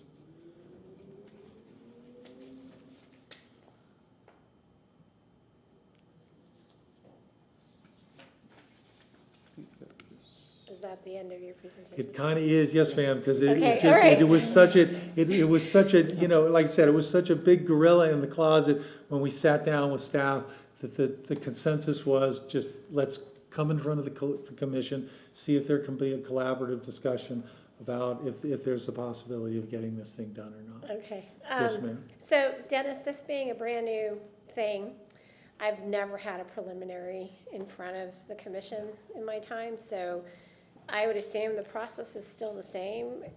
We're gonna have a staff report review and all of that, right? We still follow the same parameters. Correct. So a Procedures. preliminary review would be essentially a view to the, a review to the envelope of the building. We won't get into wall sections, material selections, and sort of the fine details that would be required for final approval. Right. But he's looking for some feedback, and I do think the other elevations are in play, although obviously the front is their main concern. That you're looking at the envelope of the building, the form, and then that would essentially be considered for approval just in that format, and then the detailing would come back to you at another public hearing. Understood. So, thank you for your presentation. We're gonna move on to the staff report, Okay. and we'll let Ms. Lind finish that up for us. All right, thank you. Staff found that this application was consistent with conditions for the preliminary review.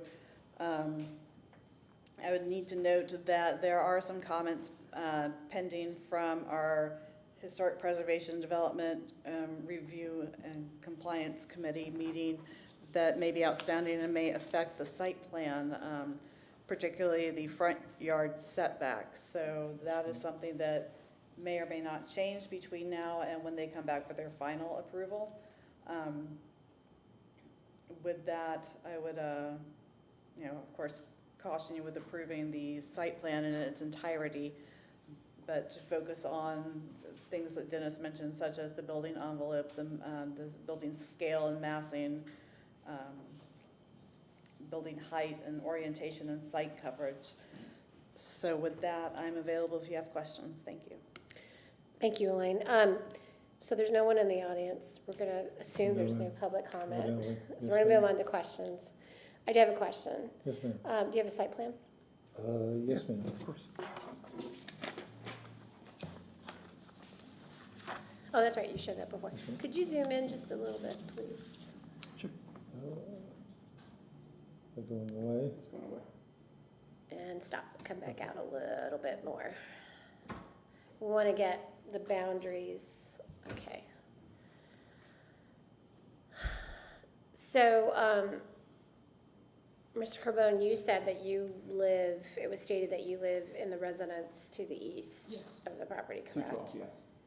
Is that the two-story white with the columns? Yes, ma'am, with the large two-story white columns in front. porch? Yes, ma'am. Okay.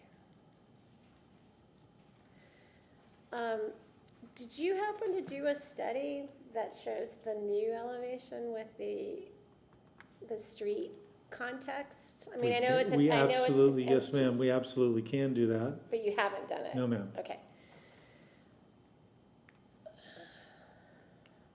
All right, go ahead and ask questions. So, it's the structure, there's a unit above the existing garage, Yes. Yes, sir. right? And so, if you have a new two-story residence in the front, you're gonna need 2 parking places? Yes, sir. So you've got 2 inside the garage and 2 in the apron, is that the way it works? Yes. Yes, sir. Okay, so that should work, so parking is not a difficulty.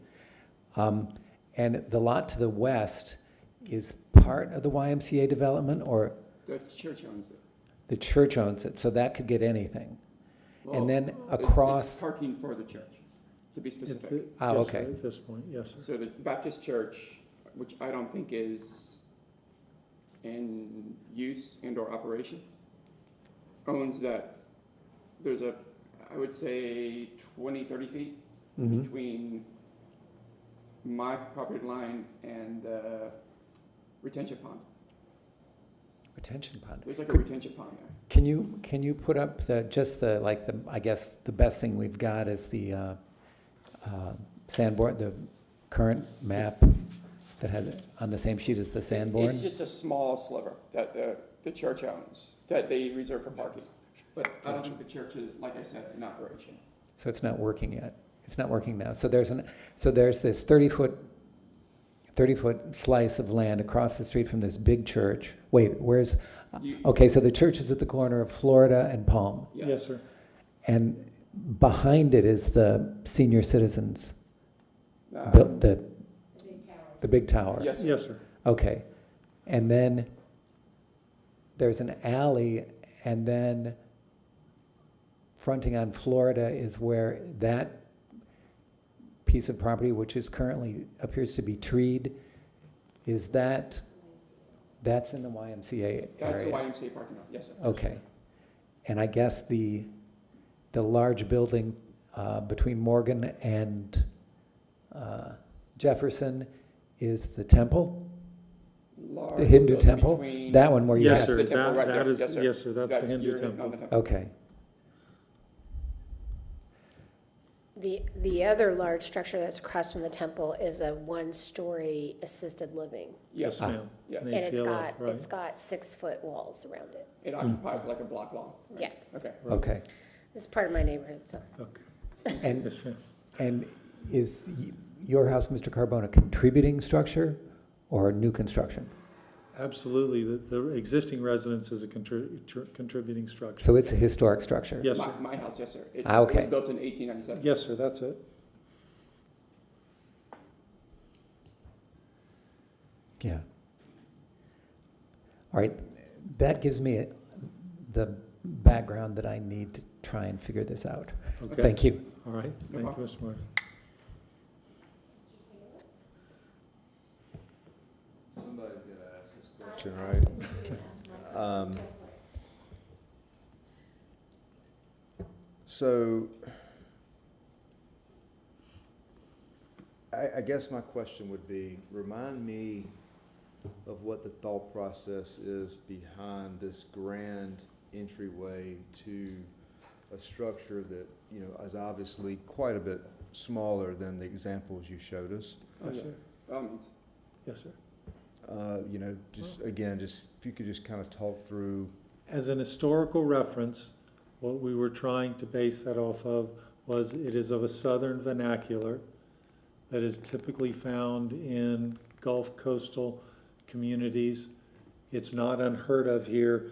We were able, through a couple examples, to show that similar style. And again, what we were hoping for is that we are a transitory property from what will be a rather intense commercial property back into a residential area. And Almost like a gateway. It's all, yes, sir, Gateway into the residential area. it's almost as a gateway into the residential area. So, And it affords luxury, it affords the entryway, being there are two entryways, it affords the effect of kind of not commingling, but the separation of the same family in the same house. In the several block radius, there's 3 examples of that stairwell that goes to from the first floor to the second floor.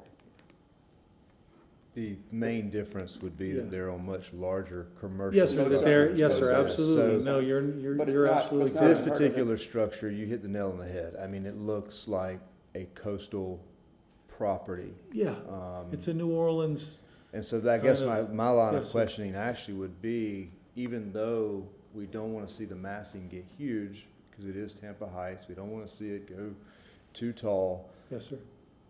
but through the design of this, and again, this is something that these guys could probably,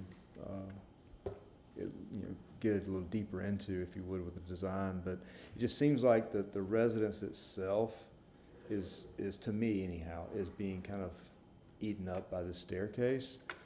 And so I'm trying to visualize, is there a way or is there another option to, without making the residence larger, make it appear larger?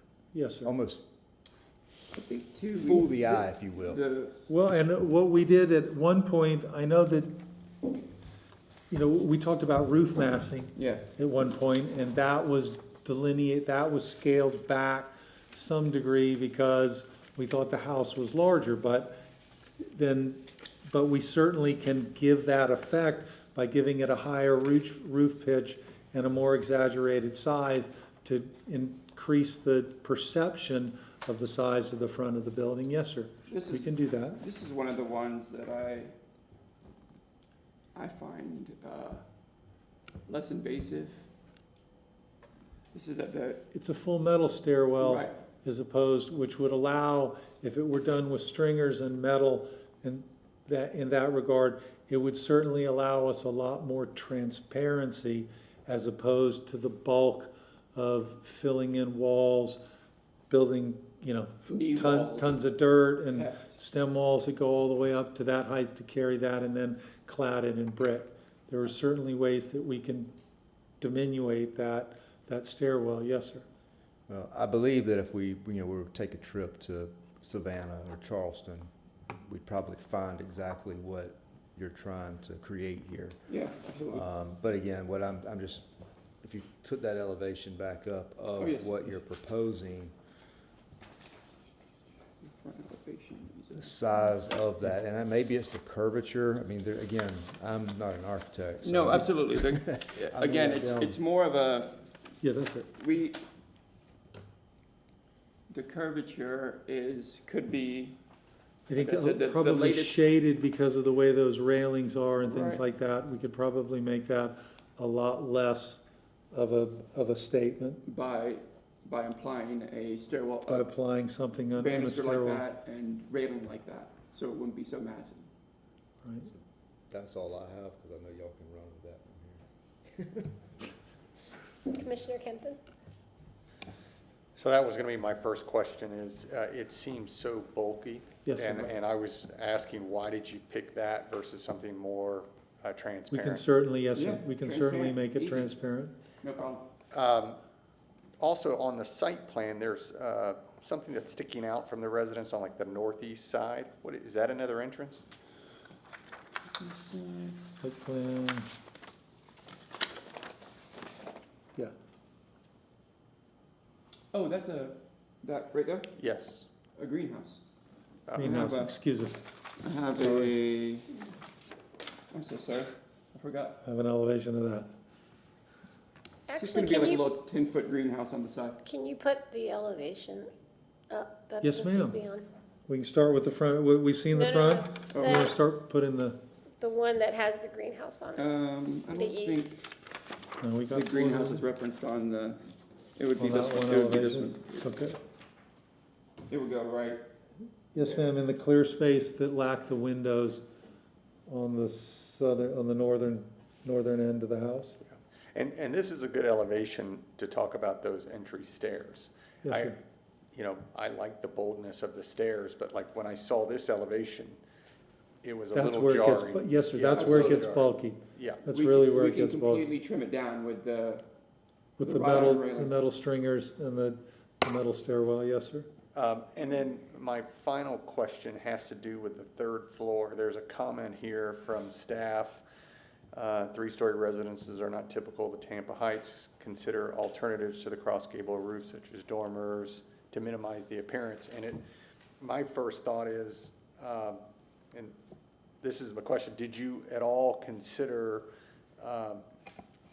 setting back as opposed to following up the elevation of the facades, at least on would be the north and south elevations? It seems to be all three floors are at the same elevation. Did you consider to try to, You mean setting it, yes, sir. Setting it in. I mean, it's certainly something that we're open to consideration, yes, sir. that's all the questions I have.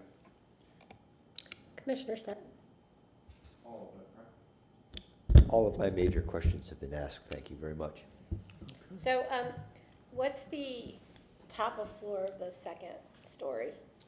like a loft space, I was gonna use it either for storage or, No, I'm what's the elevation, what's the height Oh, from the ground plane to the second story floor? I'm sorry, it's super tiny. tiny, I'm trying to get Let me that see. elevation. Were you all able to see it? Here, let's do it No. again. Ready? I'm so sorry, even with the readers. No, let's do it. Okay, well, I think you got it, right? Is it? There we go, oh my yeah. gosh, I still can't read it. It's still bad, yeah. Bring it in, yeah. 13, yeah, but that's not the floor, that's the top of the cornice. So then it's another, what, 2, I can't read that. Well, the freeze board is about the height of the floor truss.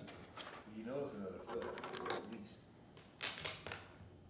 So Yes, it's a 10-foot interior ceiling with probably a 3-step stem wall porch on the front. Okay, so it looks like it said 16 inches to me from grade to the the first floor, not porch. To the first floor, it looks like it says 16 inches, right? 1'4"? 1'4", yes, ma'am. Okay, and then the next line is, my colleague said 13 feet. Is that 13 feet? To the top You of the got a tall cornice ceiling. above the Yes, sir. column? Yeah. Yes, sir, yes, ma'am, So that would be the ceiling height. yes. And then you have, it looks like it's at least 2 feet, that For dome. trusses, yes, ma'am, we like 24-inch trusses. Yeah. So we got some air conditioning deck through. So, why the 13 feet. The issue I'm having is just the size of that But yes, stair. ma'am, there's no reason why we can't build that wall at 12 feet or 11 feet. I mean, I or at get it. 10. Yes, ma'am. You know, having the taller ceilings, it's just a lovely thing. But we understand, yes, So ma'am, it reduce doesn't the reduce the floor height and the ceiling height in the in that floor. first floor. Yeah. Yes, ma'am, to bring that down. Easy. That helps me on my stairs too. You have Yeah. in this area, you're gonna have a 35-foot. 35-foot Yeah. height Yeah. limit, yes, sir. I can go down, What is the ridge height right now? Oh. That's really, yeah, I'm sorry. I don't, all I've got it is to the bottom Yeah, of the okay. roof level, and I can only estimate another 6 or 7 feet. But yes, ma'am, it would all stay under that terminal 35 feet. Okay. should I pull out a little bit? But we're happy to reduce that 13-foot first floor to an 11 or a 10. So I understand, and I'm gonna ask the elephant question, the elephant in the room question. Why is the stair necessary? I heard in the beginning the fact that you're gonna have your elderly parents move into this home with you, and that's probably, they're on the first floor and you're on the second. So you Yes, want ma'am. separation of entry. Yes. In historic homes that are two-story multifamily, that is a separation that happens interior, not exterior. Interior, yes, in ma'am. our historic districts. Yes, ma'am. Very familiar with Savannah, very familiar with Charleston and New Orleans, but this isn't that. No, ma'am. And so are there other opportunities to look at that separation of entry from an interior standpoint? And I understand the transition nature of where this property is. Right. But I have to ask the question, have you Yes, ma'am. No, and we considered? appreciate that. It was a design element question. It did play into the fact that it did get separation with separate entryways. But no, ma'am, it was again, it was the tie that this community has to some of those Gulf State type communities. I know there's a huge connection with New Orleans here, and so many people have a connection to that Louisiana, that it was a design element that we were hoping we would Yeah. be able to incorporate. And We I know it's a appreciate, radical- I appreciate the examples you brought forth, especially the ma'am. mansion. But that mansion is Oh, yeah. much greater scale. I know. Oh, where- yes, ma'am. I Yes, know ma'am. where that Not is. in the district, but yeah. not even in the, yes, ma'am. Yeah. So I think if this were to move forward with the stair as an entry piece, it definitely has to get minimized in size Okay. and Yep. scale. All Not right, yes, just ma'am. not just that discussion point about openness, but But no, ma'am, actually, an actual diminutionization of the, yeah, whatever you Yes, can do to ma'am. reduce it. okay, For me, even knowing how much Palm has changed in the 30 years I've lived in Yes, town, ma'am. and I It's a while take that now. every day, yeah. Sure, sure, sure. multiple times. Yeah. And I know how that's changed, and what's coming. It still doesn't, it just doesn't. Doesn't feel- If I get it, reduce it in some capacity, so we drop the When we drop the ceiling When height, you I'm drop the gonna, ceiling, you're gonna find it's gonna get shorter. it's gonna get Sure. shorter, which is great, which to And some then- degree helps us, but then we'll have to find a design that hopefully will be not only transparent, but diminutive enough to be able to not overscale the front of the And building. I think it's gonna be material choices too and style. So I also Yes, ma'am. think there are several styles present in your design right now. Yes. Okay, I read 3 different styles right now, so you're gonna need to pick something and go with it, yes, and ma'am, use that to help you figure out the language of materials and detailing. yes, Oh, ma'am. for the stairwell. No, For for the everything. entire No, project. for everything. Okay, okay, Yeah. yes, of course. Because right now I'm reading masonry construction, which is really, really heavy, Yes, and it's a different style from from that front, the wood. You've Yes, got a ma'am. really fine, profile wood siding delineated in the drawings right now. And then with the tall, skinnier profile windows, that's another style that I'm Yes, reading. ma'am. And then the metal roof is just throwing me off. okay. Well, Yeah, so 4. but certainly we can change any or all of that to make it consistent stylistically. And I think that's gonna Absolutely. help too, because I think what's distracting too is the archway And then I Okay. don't even understand the little archway that's kind of Yes. floating in the porch. I think Maybe what it's a you bird would cage? enter that, you would go through the archway on either side of the stairwell Yep. to enter the, That Into the first first level. floor. Are those, Front are door. those like little peekaboo windows either Yeah. side of the entry? Oh, yes, yes, Yes, yeah. ma'am. Yeah, so there's a There's a fifth- fourth one, There's a okay. fifth A fifth style. one. style, all these styles. Okay, So what you would enter on the right and the left of the stairwell Yep, and you go under it to enter the first Yes. floor. There'd be a door there for the first floor, understood, understood. first floor door. but And we it- could certainly change a whole lot of that massing by changing materials. Is there a second stairway on the interior at the rear? No, So in order to get to the second floor, you always have to enter from the front? yes. Okay. That's more to do with the son with special needs in perpetuity being able to enjoy some sort of semblance of private life. In the rear. Yes, ma'am. Have you thought about getting to your garage and parking spaces to your house proper on the second level? You always have to go around to the front. I mean, I could put something in the back or inside, like a spiral. Yeah, of course. Something to think about. Yeah, of Yes, course. ma'am. Because even Giant without spiral a child staircase. with special needs, Yeah. Yes, you ma'am. have to think about how you, and that's honestly not our purview, but something to course. think about. And if you put it on the exterior, then it becomes something that we're concerned Yes, about. ma'am. No, there'll be stairwells inside. Okay. Easy. And sometimes it's good enough if you just leave space for the stairwell. You don't even have to build it. If Oh, yeah. you don't want to use it. Most Yes, sir. certainly. You know, but that's, Yeah. so that now we're talking, Well, thank you. we're That's a we're very talking helpful about things suggestion. that Yes, sir. that are outside of our purview. Right. Sure. And, The idea of a staircase. yeah, Yeah, okay. and then my thought, it goes to Seaside. Oh, yeah, Yes, of sir. course. And the kind of classical stuff that happens there, which is not really classical, it's modern detailing and modern materials. Yes, sir. Because in the district, I mean, this is not a contributing structure, and it is going to be clearly, if you use the stairway, then of course it's going to be clear that it is foreign in certain ways. Yes, sir. So to use the very traditional materials and details also seems to me to be clashing in certain ways. Okay. But yes. And that's Point well me, taken. but, and because I think, I mean, Mr. Carbone, you live in a really traditional, Yes, sir. Yes. and so that's the way your mind, I guess, thought about this. Sure. But I'm just suggesting that it might be sort of better for the district if this was a kind of a new object that takes a lot of its inspiration from the district, but is a little different, because you're already asking to do something that is quite It's- different. Most Yes, certainly. sir. Got it. That's, sir. So we gotta specify the style. Yes. Yeah. And From we a- need to be consistent with it. Exactly. We need It's to be consistent with consistency it. in the language. Yes, ma'am. We're not Absolutely. asking you to pick a style, because that's not something that No. many of us on this commission, this current commission, Right. don't agree with that. There are others who might, but we don't typically ask you to, especially a new one, we just want to make sure it conforms, massing, scale, appropriateness of materials, and the detailing, right? Yes, ma'am.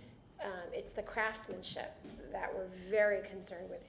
If you didn't get that from some of the comments for Right. the Of course. prior, right? Yes. So, I'm sorry, go Well, we ahead. certainly don't and- want it to look like just a mass of haphazard styles that just got thrown together. Well, all I was gonna say was, from an accessibility standpoint, there's a lot of options, whether it's external or internal. Even potentially an internal elevator would achieve some of the, and you probably could install a residential elevator Elevator. that would accommodate, your son or daughter, I didn't hear which Yes. one, but for the same price potentially as what this proposed masonry staircase would cost you to have built. Right. Correct. I think for me, I think if I was in your shoes, the question for me would be, you have a beautiful home next door. Thank you.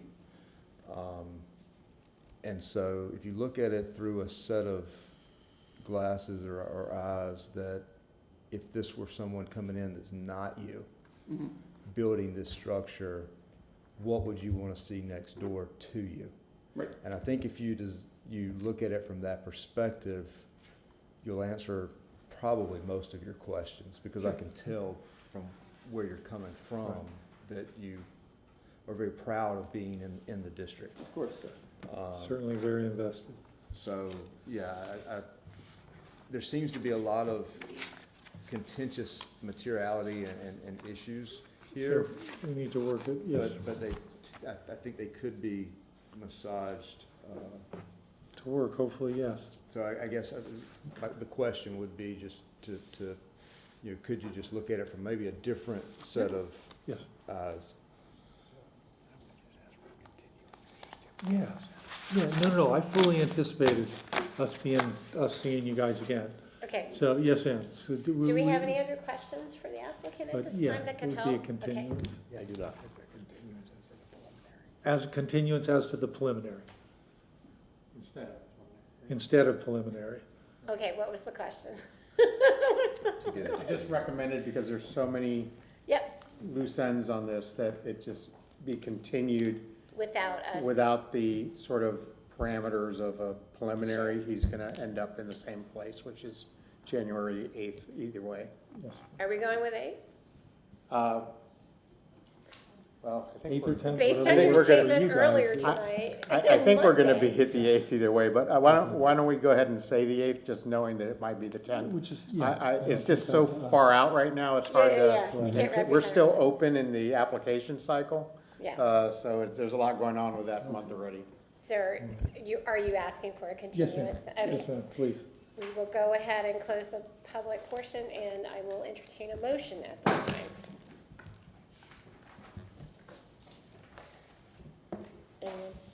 Anyone? I move to grant continuance to case ARC 23-374 for the property located at 210 East Palm Avenue to the, we're going with the 8th? January 8th. To the January 8th public hearing at 5:30 p.m. 2024. 2024. Have a I second the motion. Thank you. All right, Okay. all in favor, please state aye and raise your hand indicating so. Aye. Motion carries. We'll see you next year. Thank you guys so very much. Good luck. Appreciate it, yes, ma'am. Have fun. Yeah, well, we got a lot of work to do. Absolutely. Thank you. Thank you very much for explaining the project so well. Thank you. One question to staff. Did we need to enter the exhibit from the first case in, or is that? I would make a motion to just enter all documents and exhibits presented, just as a catch-all. There were some things going on I need to get with the first presenter to make sure those are in Excel. Okay, all right. Can I have a motion, please? I move that all exhibits presented as part of testimony at this public hearing be accepted into the public record. I second the motion. All in favor, please say aye. Aye. Motion carries. Thank you all. We are adjourned. Good night. See you.